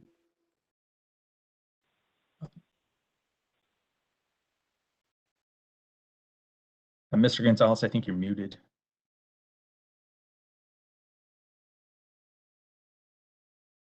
No, oh, thank you. No, I have no further questions. I move we approve this. Thank you. Is there a second? Linda, second. We have thank you, Linda. Is there any further discussion? Hearing none, then I'll call the question. All those in favor of the motion to approve Resolution 21-05-20, please signify by saying aye. Aye. Aye. Aye. Any opposed? Any abstentions? Hearing none, the motion is approved unanimously. Thank you very much. Let's move on then to the final resolution, which is Resolution 21-05-21, which is authorizing a modification to an intergovernmental agreement with the City of Portland for design and construction management services for the Division Transit Project. Mr. General Manager. And thanks, President Warner and Board. This is the final resolution before you this morning. And we are requesting a modification of the intergovernmental agreement with the City of Portland for design and construction of Division Transit Project. The resolution would add $1,250,000 to the amount authorized for the IGA. This would provide for additional construction costs incurred by the Portland Water Bureau during the project. And then much of the increase is attributed to the unforeseen conditions, particularly dealing with the placement of the underground utilities. The cost of these services is included within the project budget, and their assessment is in line with past TriMet projects. Your approval of the resolution is recommended. Today we have Executive Director of Engineering and Construction, Steve Witter, who's here to answer any questions. Steve. Thank you, Sam. Thank you, I also have Sam. Michael Kaiser, the project director, with me today, so we'd be happy to answer any questions.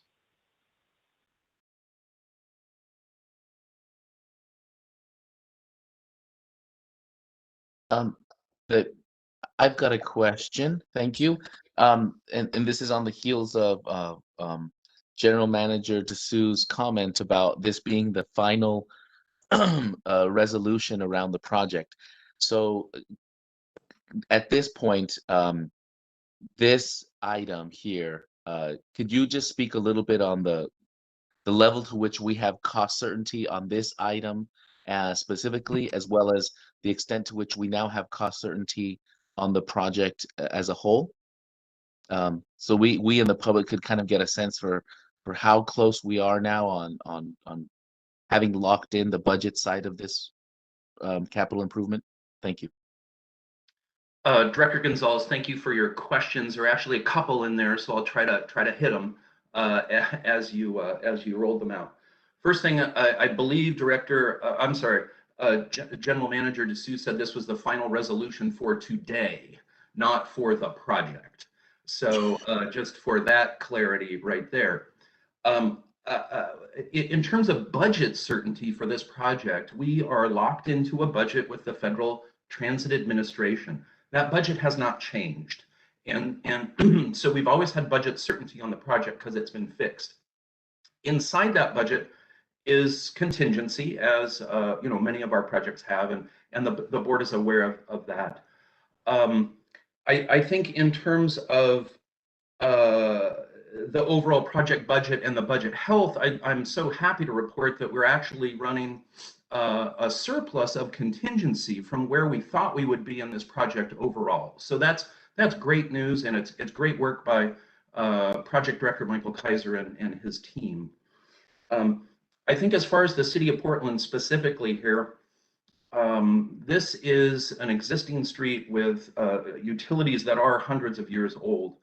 And one of the things that we went into this agreement with the City of Portland is a recognition that it would be modified over time, and the history of those modifications are in our resolution today.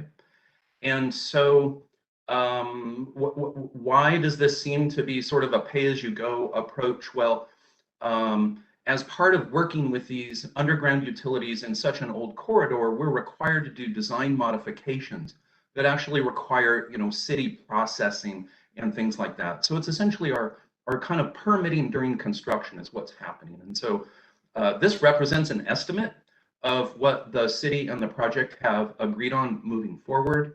It also represents about $250,000 in contingency within this authority that you would grant if you approve, just in case we did sort of miss that mark, within that sort of level of reason. So I hope that addressed your questions. I'd be happy to answer any more.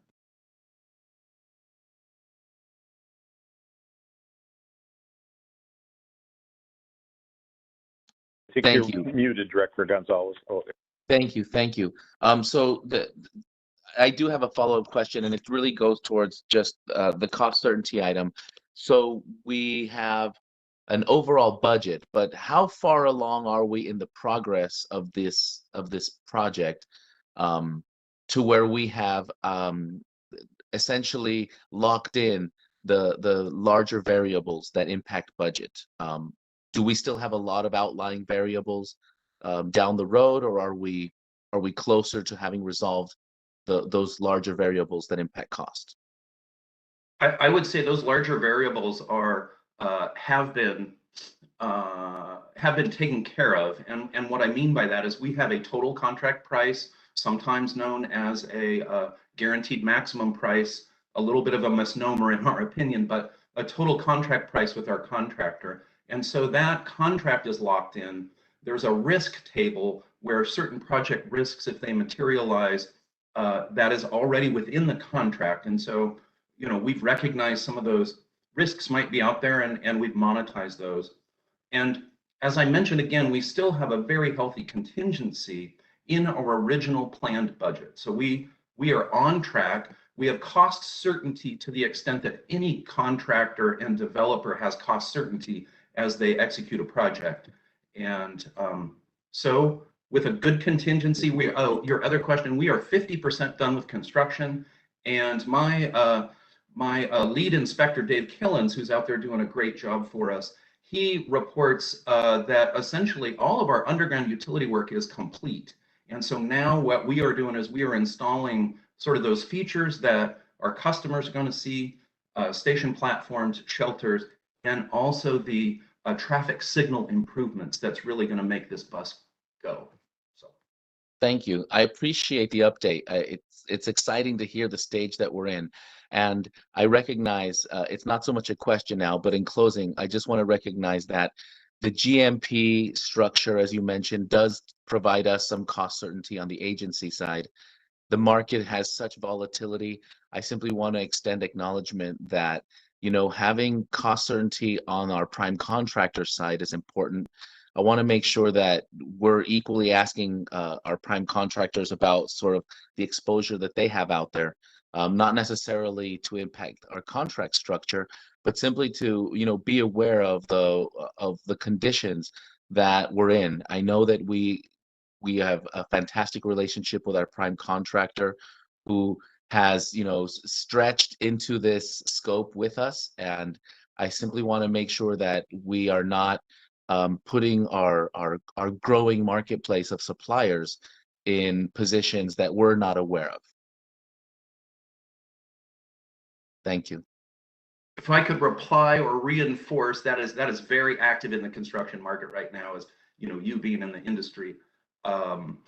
And I would say part of the risk table work that we do is actually putting that risk back on the contractor to an extent of reason. And so to your point, we're never going to hang out a contractor because the market is beyond anyone's control.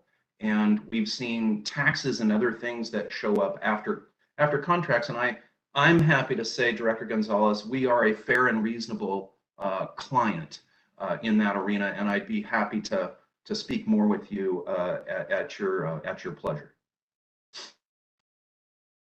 Thank you so much. It's important that we have a good relationship with our key suppliers, especially in a market where we're growing our new partners, our future partners, that we maintain that partnership attitude into the implementation stages of contracts. So thank you very much for reinforcing that. Appreciate it.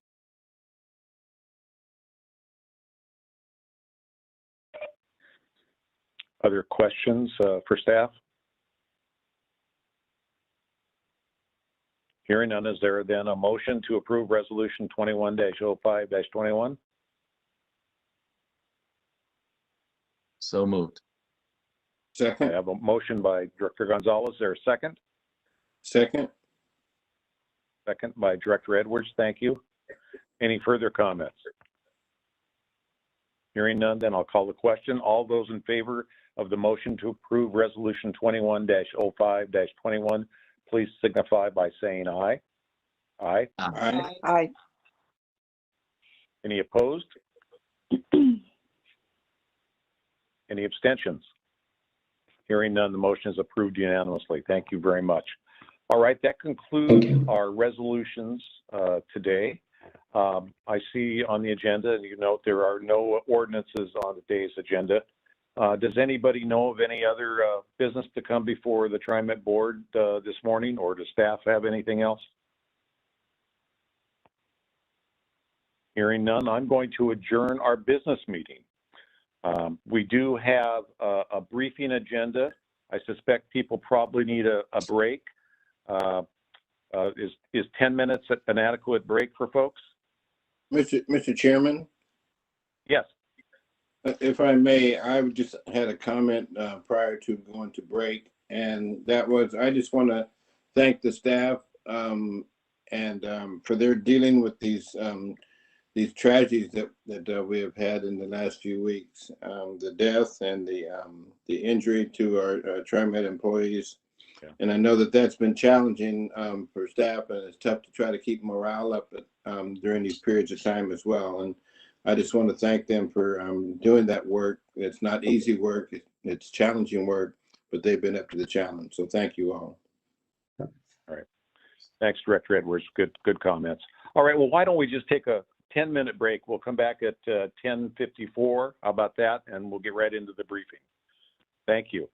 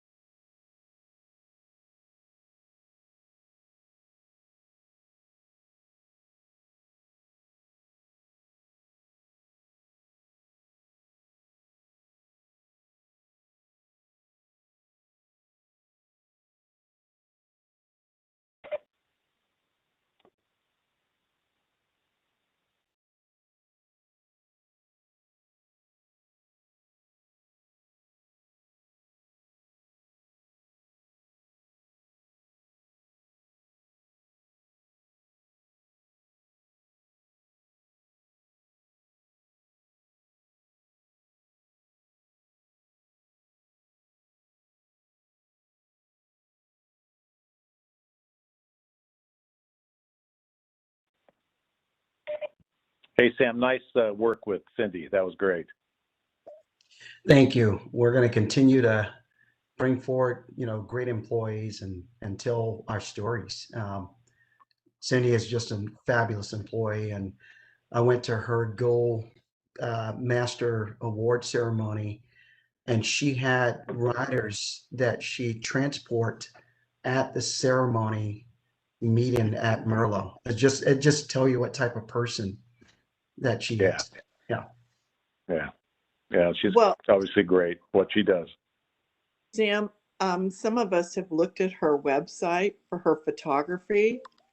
I mean, she is a master photographer. She's not just somebody who casually takes pictures. And we think that some of her photographs would be great in conference rooms at TriMet. But, it really begs the question, how many other staff have avocational interests that none of us know about that kind of adds another dimension to what TriMet's all about. I think of the bus driver that used to be a Portland Trailblazer that we didn't know. I mean, they have life separate from the work that they do with us, and I think it gives a lot of fabric and depth to our organization. I'd be really curious to do a survey to find out what people's interests are and avocational interests are outside of work. I love it. I think you're directly on, Director Simmons, on that. I was talking to a young man the other day. He, at one time, was the vice president at Universal Studios in California, but he's an operator for us. Right. See, I just think that it would just be so fascinating. But I mean, her work is absolutely, I've never seen anything as absolutely, it's just priceless. Her photography is just priceless. I'm gonna go look now. Thank you. Well, Mr. General Manager, are you and the staff ready to begin our briefings? We are. I'll kick us off if you're ready to start. Yeah, let's see how we're doing with getting everybody back here.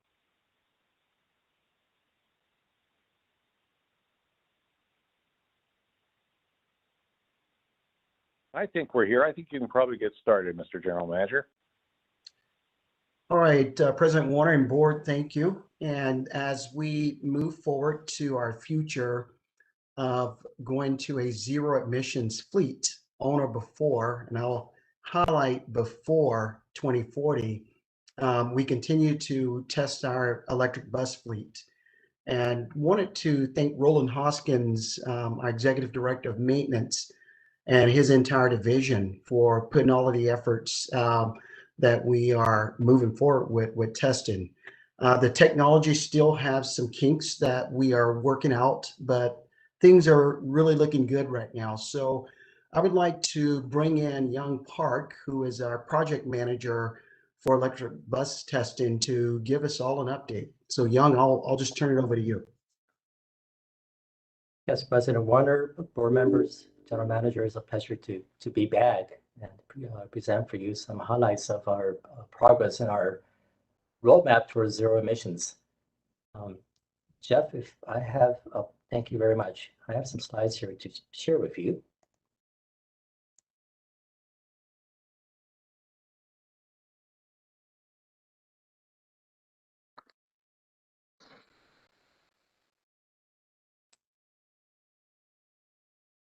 Everybody see this? Yes, Young, could you move the what looks to be the video box off the screen? Just kind of drag it to toward the bottom would be fine. Yeah, that's good. Thank you. Perfect. All right. No matter what platform of propulsion, all buses must be safe, reliable, and robust. And our first fleet of our electric buses, built by New Flyer, has had its shares of ups and downs, major tribulations, and as well as successes. We are entering our third year of this fleet. And I'm here to share with you some good news that the buses are back after taking most of last year off due to major issues we encountered on the communication side of the buses. And I like to use a three-legged stool analogy. You have the bus. In this case, being that these buses was categorized as short-range buses. We have about 200 kilowatts of battery packs. That's basically about double the size of a top-of-the-line Tesla. So on a 40,000-pound bus, that is not a whole lot of batteries. Batteries by themselves could move this bus for about 85 miles before they run out of energy. So this bus is dependent on a industry-leading fast charger.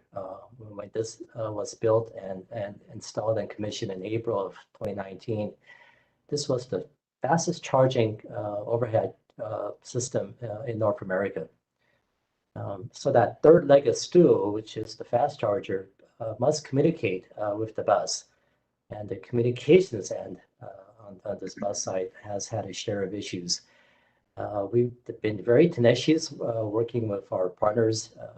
We do have a cooperative partnership with Portland General Electric, the bus company New Flyer, and our key stakeholders and our support staff for Merle Maintenance and transportation and maintenance team to keep this bus to be moving forward instead of going backwards in order to go forward. So we took most of last year to basically work with the company to get brand new communication software integrated on the buses. Since then, the buses has come back in February. We've seen things break that we never thought would. We've also seen things work really well when they do. In the month of May, happy to report that when a bus is available, it's been deployed 100% of the time, both on weekdays and also on weekends. Collectively, we've logged over 5,500 sessions on the overhead charger and consumed 320,000 kilowatt hours of electricity. This bar shows typically what happens with one block of service. And there are 5 blocks that make the electric buses or make up the line 62 service. So beginning in the morning at about 5:30, and this bus goes basically continuously all day with the bus returning to the bus yard at 10:30 p.m. After each round trip of about 26 miles, the bus returns to Sunset Transit Center, connects at the overhead charger, replenishes the lost energy, and does the round trip again. Over and over, in this case, about 9 charge sessions. Each charge session cost about $10. So in effect, over this 220 miles of operations in a day, that's about $90 to fill this tank up. That's quite effective. And as we know, in electric propulsion, the buses are very efficient. We are now moving on with chapter 2 of phase 2 of our testing and have in our portfolio a number of new buses. And these are long range applications. Whereas the New Flyer short range bus has about 200 kilowatts of batteries, these buses have double and sometimes triple the capacity. The proving grounds for all of these bus platforms is the line 20. It is one of our longest bus routes, about 23 miles each way. Starts in Gresham and goes across town to terminus at Beaverton Transit Center. And along that path has a lot of some interesting terrain, including a 1.5 mile climb of about 8% grade up the West Hills. So this is truly our proving grounds. All of our electric buses that we have procured and will be procuring have some specifications that this bus platform on its own, using the stored energy on that bus, once it's charged, needs to be on the road and provide a duty cycle of at least 150 miles. And when the bus returns to the yard, it should plug in and recharge that lost energy in 4 hours or less. So those are some of the key parameters. And we are in the midst of basically testing each of these bus platforms. I'll start with the first one. With the hiccups that we've encountered with our OEM New Flyer, they've been very generous in sharing with us 2 electric bus platforms, a 40-foot version and a 60-foot version, both that really have put some miles in. And these are lease returns from our colleagues up north in King County Metro. And these first 40-foot platform is a 480 kilowatt battery pack. And what we're showing here is that this bus could comfortably do about 180 miles in that duty cycle. We are, now that have put some miles in this, have basically put dummy passengers, in this case, water barrels filled, and this is 3,700 pounds of additional weight on the bus to simulate a good weight and passengers. In addition to that 40-foot platform, we also have a bendy bus. This is a 60-foot all-electric platform. And it has over 600 kilowatts of batteries on it. Being that this bus is substantially heavier, what we're showing is a range of about 120 miles. And once we have an established pool of operators, and we've begun the training curriculum, an early start as we get ready with the Division Transit Project, training our trainers to train our operators. This bus will be doing some simulator service along the Line 72.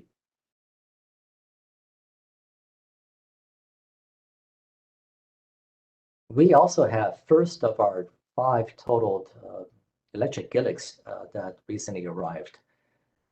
Everything inside the bus, as well as outside, is exactly what we have procured on the diesel platform. It just happens to be that this is an electric bus platform of about 440 kilowatts, very robust, and so far extremely reliable bus platform.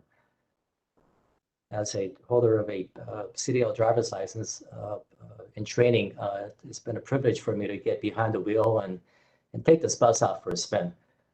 And I've really been amazed by the torque, the acceleration, all the parameters that we are holding these bus platforms to.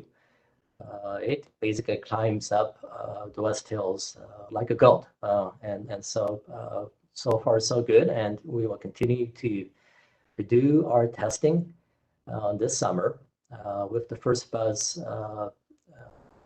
planned to be programmed in and go live on the Line 20. The remaining 4 buses are on queue to be in the production line starting in July, and will be here at the end of summer. We know these electric buses on a new platform are extremely expensive. So we are also doing a grand experiment and a test, basically retro-modding a diesel platform into an electric platform. And this is first of its kind, a bus platform, a bendy bus that we've nicknamed the Desert Rose. The desert comes from this electric bus being procured from Phoenix Transit on its general shell. And we paid $1,000 for it. And then it's been completely regutted and refurbished with electric propulsion, over 600 kilowatts of batteries. This bus is currently working in its final stages of validation testing at the shop. Myself, as well as colleagues, will be heading down there next week to do the final inspections. and once deemed acceptable, this bus will be shipped our way here, in addition to some 40-foot platforms. So these are midlife Gillick diesel buses, and there's a total of 4 of these that were sent to our manufacturing plant in Riverside.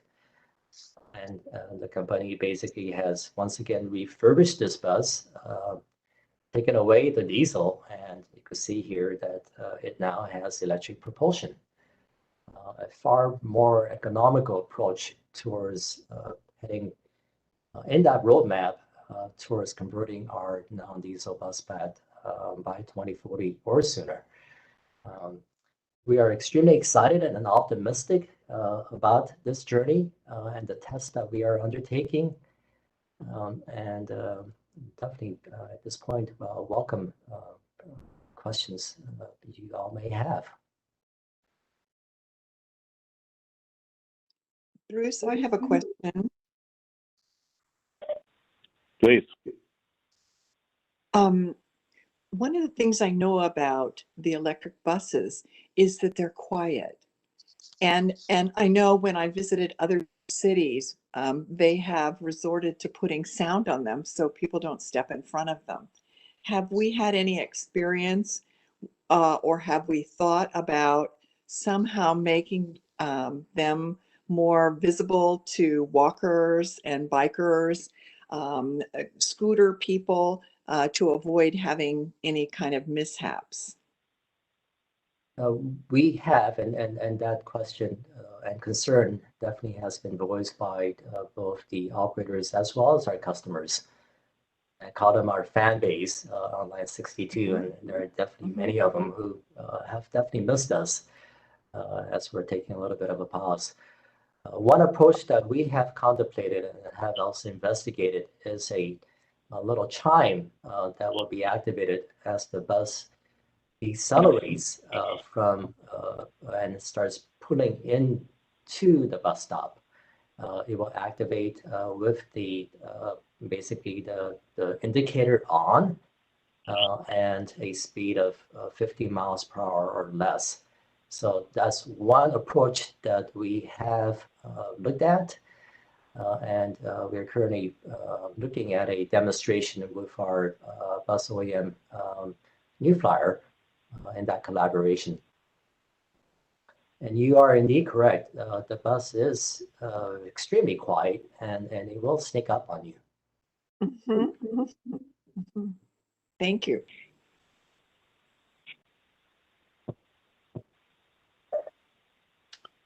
This is Lori. I was just going to say that, you know, our first trial with the battery electric buses was discouraging. Those buses were, you know, off the road for quite a long period of time. So it's really encouraging to me to hear that these additional trial efforts are going so much better, and that we can perhaps move forward with a low emission fleet as soon as we had hoped.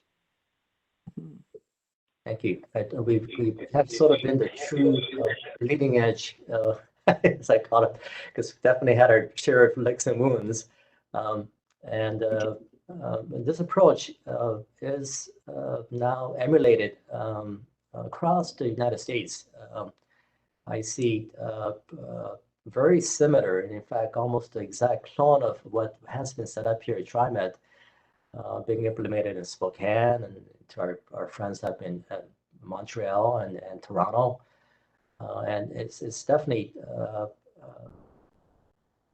encouraging to hear from our colleagues as they sort of see us as sort of the true pioneers, as we have put more miles on this approach than anyone else in the US.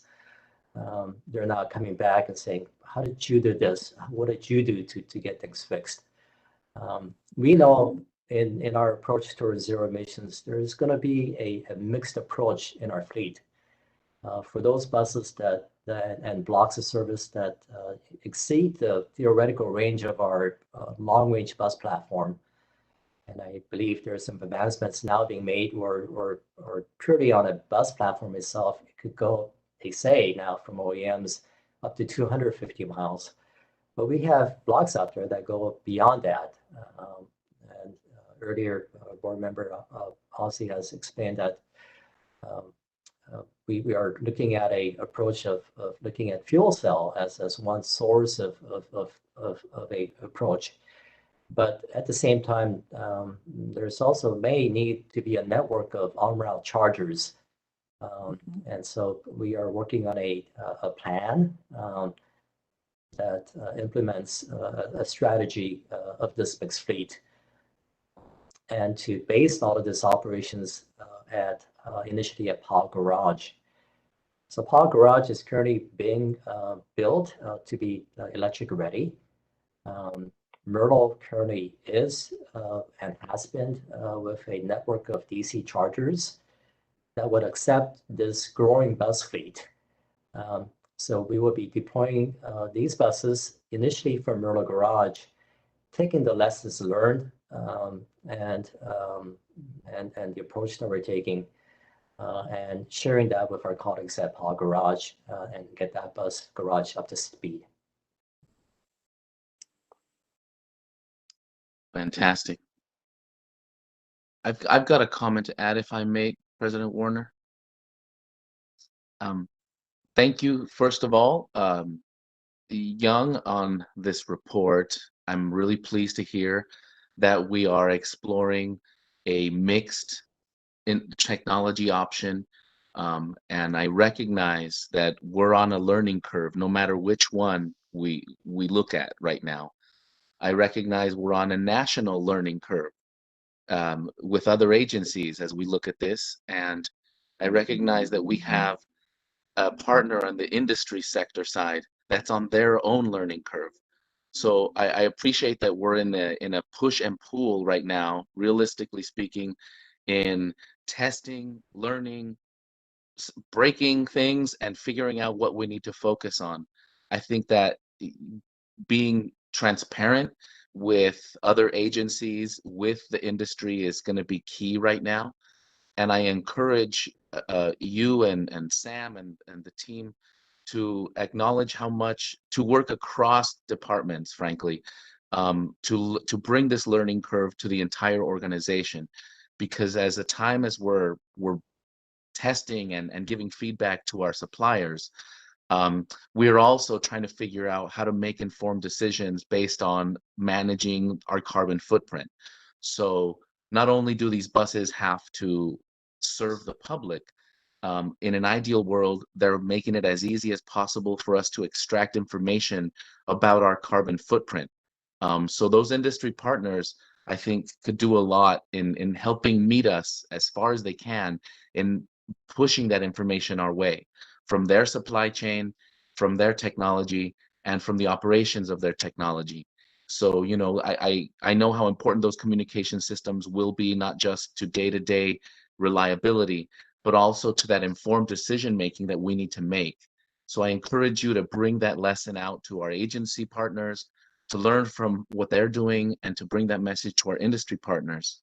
Internally, I really encourage you to do what you can to help us inform that carbon footprinting process that we're in the middle of now, because all of the lessons you're bringing through your learning curve are going to help us inform better policy, are going to help us better manage our financial resources to see, you know, where we're investing as a research partner versus on a learning partner versus putting down on capital improvement.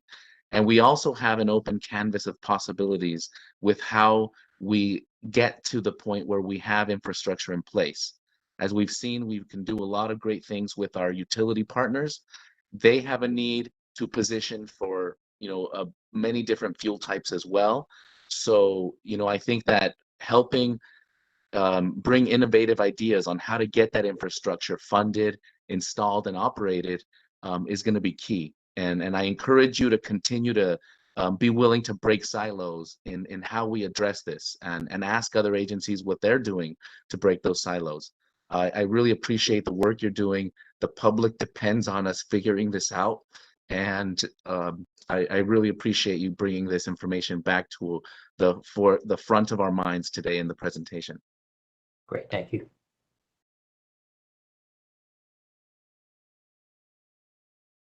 I want to say, Director Gonzalez, thank you for those words there. Partnerships are going to be critical for us as we move forward. And, you know, we are establishing them locally, regionally, and nationally. So that's critical as we move forward here.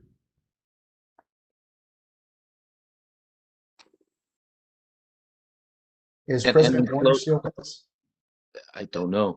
In closing, I want to acknowledge our relationship with the state of Oregon and the governor's office. So much of our success will depend on Oregon being set up to supply us with local resources and local labor. And so we should see them as a partner and let them know what we need so that they can help, you know, bring that message to rural Oregon as well. That's going to help TriMet meet this need. Thank you. So Sam, this is Bruce. I'm going to drop off because my bandwidth is really failing me here. If you can hear me. We can. We could definitely hear you. I just want to say thanks to Young, Roland Hoskins, Tyler Bennett, and team. Just thank you for all of the hard work. Keep pushing us forward. Keep us on the innovative edge as we continue to move forward, and leaders in this business. And as what Director Gonzalez said, we need to do this in partnership with local, state, federal, and this region as we move forward. So thank you for your hard work. Great, thank you. So Director Bauman, I guess you're going to chair the meeting as we move forward. That's the update there from the battery electric portion. And I'm ready to kick us off for the last presentation if you're ready. Yes, thank you. Okay, so as we move forward with our Red Line Extension project, it's full steam ahead. And we call it the Better Red project, as you heard earlier from Paige, who is our project director. And she's here this morning to give us an overview and update. But before I go to Paige, I want to bring Steve Witter in, our executive director of engineering construction, and I'll let him kick the presentation off. Steve? Thank you, Sam. And I really like what you, oh, is my audio off? One moment. Audio good? Yes, we can hear you, Steve. We can hear you. Okay, great. Thank you. Sam, I just really appreciate what you said, moving forward. And I like, you know, TriMet is moving forward as we move out of this pandemic. And this is a great project. We have briefed the board a couple of times on what the Better Red project is. I'll let our project director, Paige Sloop, really get into the details, but it's really timely, or I should say Director Gonzalez's question on our previous contract, which is very similar to this, the same FTA program. His questions we're actually going to kind of get back into on this project as well, because we are introducing to our board of directors that in June, we will be modifying a number of contracts in order to move this project forward. And all those questions about cost certainty and risk and all those things are embedded in this project as well, because we're delivering a CMGC style project. And I will say, Director Gonzalez, I owe a little bit of, I don't think an apology, but maybe a little bit of additional information based on your last question. I will be back in June for a division transit amendment for a little bit of our engineering team. So just, you know, you can save some more questions for June on that one, but I will be back. But with that, it's my pleasure to introduce Paige Sloop, and she's been shepherding this project for over 2 years now, along with the great team that set her up in project planning department, as well as the great team that she's assembled for this. And so it's my pleasure to introduce Paige Sloop. She's a registered landscape architect in this state and many more. Great. Thank you, Steve. And thank you, Board of Directors, for helping, for inviting me here to share on this great project. I'm having some challenges with my presentation, so bear with me. I guess you get to see the slide version, which I'd rather show you the slideshow, but looks like that's what we get. Paige, we had the full show a moment ago, but it I clicked away. know. I know, it's really weird. It keeps, I'll try stopping one more time and start one more time. See if we can get it right.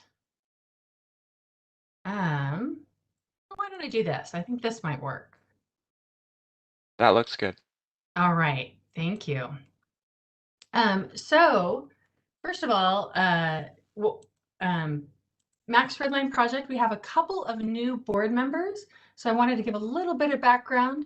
I'll hit on it really lightly, knowing many of you have heard this many times, but also add the caveat that my last slide is a website that will be a reference for everyone, that if others want to go and get more information on the project or share that or have any questions, we're glad to answer that. So quick chance to jog your memory. This is the Redline Extension and Reliability Improvements Project. It has two parts of it, the extension part and the improving our existing system. It's also branded as the Better Red, and that's sort of our public name that we use for it. On the west side of the project, we're extending the Max Redline 10 stations. So that's using existing stations and expanding that one seat service to the airport, as well as building an operator break facility at the new end of the line there. That involves a lot of systems and track work, but not a lot of the major construction work we're used to seeing when we're building a new light rail line. The reliability improvements part of the project is on the east side. So currently the red line has a couple of segments in it that are single track, and we're going to be taking those single track segments, making them double track, which makes our whole system more reliable for all of our riders, because there's always a bottleneck where our red line joins at the gateway area. And sometimes people have, you know, the way it works, one train ends up waiting for another train that holds up another train while that single track segment is trying to iron out those kinks. And so we're going to be taking a portion at the gateway, taking double track, that section, and a segment at the airport, as well as rebuilding the airport station. Yeah. Sorry to interrupt you. I don't know if you're intending to advance the slides to that slide with the network, but they have not advanced. Okay, thanks. Thank you, Steve. I appreciate it. And so rebuilding the airport station with our partners at the port, and adding an inbound only station at the gateway area. And that's, imagine, only about 10% of users will use that station to transfer to the blue or green line.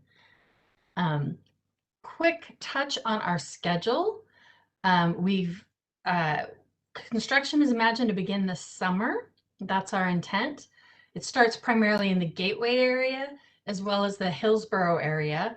And later we start on that airport segment, with the project wrapping up for an opening for revenue service in September 2024.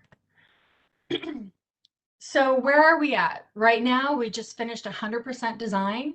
That's a big milestone for us. It's been years of planning and design that have gotten us here, and we have a really great construction set. We have negotiated a total contract price with our construction contractor, the CMGC, and we've submitted a draft of our scope and our cost and our schedule to the FTA, and it's under review right now. We're expecting some comments back from them in the near future.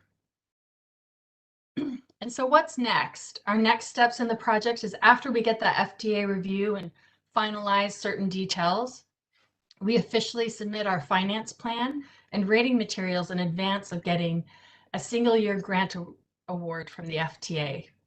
That is expected in August or September of this year. And there's certain items prior to that grant that we have pre-award authority that we can move forward with, that, such as property acquisitions and vehicle procurement. So those parts of the contracts are already in motion. But we'll be seeking on top of that, in addition to that, we'll be seeking a letter of no prejudice from the FTA to do a limited notice to proceed to our contractor to start some work early. A lot of that early work is steel procurement, other materials procurement for more volatile items, because we know prices are going up and down. So we want to lock that in right now. We've got this TCP price from our contractor, and we want to make sure that we get these materials, especially the long lead items as well, rolling. And it's also a great way to keep our staff moving without a lull, and start working on things like traffic control plans and working with our partners on aspects of that scope. So that means that we'll be coming to the board in June, and we're going to be seeking modifications to existing contracts that we already have. That includes moving forward with the construction contract. We have that TCP. It's at 138.5 million. We always add contingency on top of that, and we're working on those dollars. So we'll bring that to the board in June, as well as adding design services during construction, which is our designer support during that construction phase with our contractor parametrics. We'll also seek to add the 4 light rail vehicles that are also part of this project scope, and we're tagging those on to the existing contract with Siemens for the Type 6 LRVs that are replacing the Type 1s. We haven't fully determined. We think we have a strong documentation of the agency's commitment to this project for the FTA, but there's a chance we might need to come and get something that really buttons that up for the FTA and confirms that TriMet is on board with this project. So we always ask about DBE participation. How are we doing? These are existing contracts, and where are we at with that? And with our parametrics design contract, we are currently the goal was 19% for that design contract. We're currently at 18.9. There's always a lag time between contractors and subcontractors and billing and payment. And so we're at 16.5% that we've actually paid out towards that contractor. With this DSDC contract that we're bringing in to the board in June, we expect those numbers will bring us right up to that 19% or more for that project. So we're almost there. We're going to get there. For construction, the DBE goal is 20% participation. We've had 3 DBE subs that worked as part of our pre-construction services, which has been nice. We've hosted subcontractor outreach and had a virtual event that was available on the contractor's website for anyone to follow later, and included some sub-bidding opportunities there that were incorporated into that final TCP price, finalizing that 20%. And last but not least is our website, the Better Red website, which is at trimet.org/betterred. There's a lot of information here, any pretty pictures of illustrations. There's a video that explains the project in 2 languages, English and Spanish. Information about construction, contracting, and contact information if people have questions about the project. With that, that is my update for this project. Do we have any questions from the group?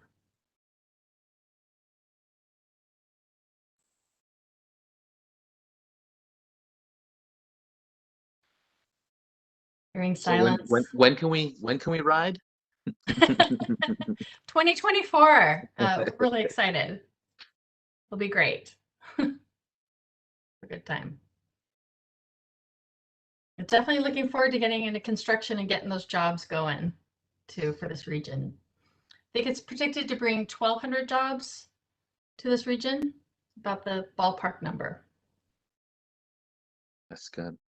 Yeah. Hey, this is a great presentation, and I really appreciate the update and learning about it. Yeah. Thanks. I always am impatient. I wish it could happen sooner, but I understand it's very complex. Yeah. Well, I appreciate your enthusiasm too, because we're pretty enthusiastic about ourselves. So yeah, great. And I know, and I have a comment on the diversity and equity work. I want to first congratulate TriMet, our partners, SWI and Parametrics, on the work that they're doing. I fully understand how much we put this front and center in the procurement process and make it part of the delivery. I'm always looking to see how we can learn more from that process. So I encourage us in our projects to look beyond the numbers as best we can and try to connect with those suppliers that make up the percentages of COVID certified firms to make sure that they are coming out of this with a positive experience of working with TriMet and of working with those primes. Because the percentages, they tell you the contract size, they don't tell you whether anybody made money and had a positive experience. So I encourage us to find a way to kind of catch that information, because what's important for me for the public to know is that we do depend on happy suppliers that are working with us, that are having a positive experience, so that we continue to grow that supply chain of local community businesses. So that's something I encourage us to do. And thank you so much once again. Great presentation. Yeah, great. Thank you. Well, this is Steve and Paige. Terrific presentation, and we just really applaud you and your team. So many to mention, and I'm really hopeful, Director Simmons, that we can quell your patience with a groundbreaking in person. Wouldn't that be terrific to sort of finally, get ourselves out of this video screen world and get us all together and turn some shovels. So All we'd love for that. it. I'm all for And and then just to reinforce what Director Gonzalez said, I think we're looking for our contractor to do some innovative things with growing capacity on our certified firms. And we'll look forward to sharing that when those plans firm up, but really trying to give some leadership opportunities to certified firms and not just, sub work. So. Yeah, Steve, I think it is worth mentioning on that lines, we have set this contract up to have what we call a mini CMGC. So we have our main CMGC contractor, and we've reached out to have a DBE subcontractor that kind of follows that main contractor's process on a smaller scale. So we've taken a chunk of the project, made a little CMGC project for a mentorship part of this project. And we're really excited about that part of it too. That's focused on the west side. Yeah. I hope our fellow agency partners in the region are listening. That's a fantastic idea. Yes, I like it. So Paige, I want to thank you and the team for keeping the project on track. You guys are doing a wonderful job there. And Lori, are you still with us? I am here. Oh, good. Okay. Is that all that you have? Yes. Sam? That is the end. I do want to give the board just a quick update. Dee Brookshire and I were talking. I am pleased to report to you as well that we have received a positive rating report from our Standard & Poor's on our senior lien debt.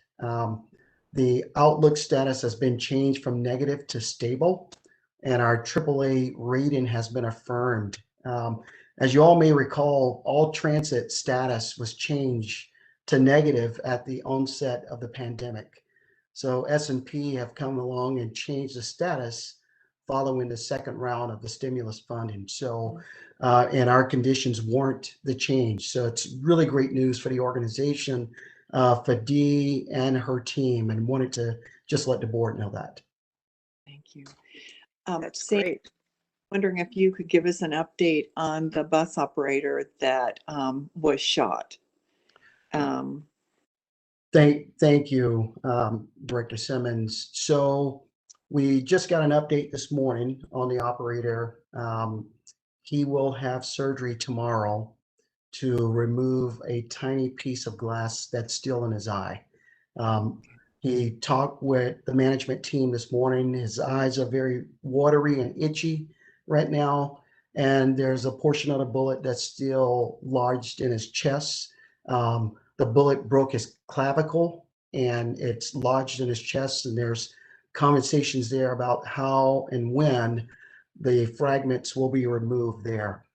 We have also offered a reward for any information leading to the arrest of anyone that's out there that's seen and can provide information regarding our employee being hurt. So that's something that we're constantly working on, and the investigation is ongoing. Marla Blagg and our transit police chief, they're continuing to look at tape to see if we can identify anything.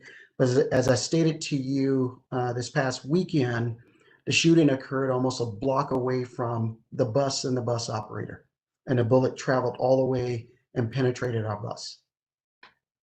So it wasn't a targeted thing. It was more of an errant bullet. That's correct. Okay, thank you. He's in my thoughts and prayers. Absolutely. For sure. Well, I want to go back to the good news about our bond rating. That really is once again a testament to our excellent financial management. So thank you. And that's great news for us going forward as we continue to invest in the system. All right. Is anything else that anyone has to cover today before we close? All right. Hearing nothing, we good to see you all. Board members, we will see you on June 7th in person for the interviews. We will be getting out the details on the location and when to be there. We hope in the next few days.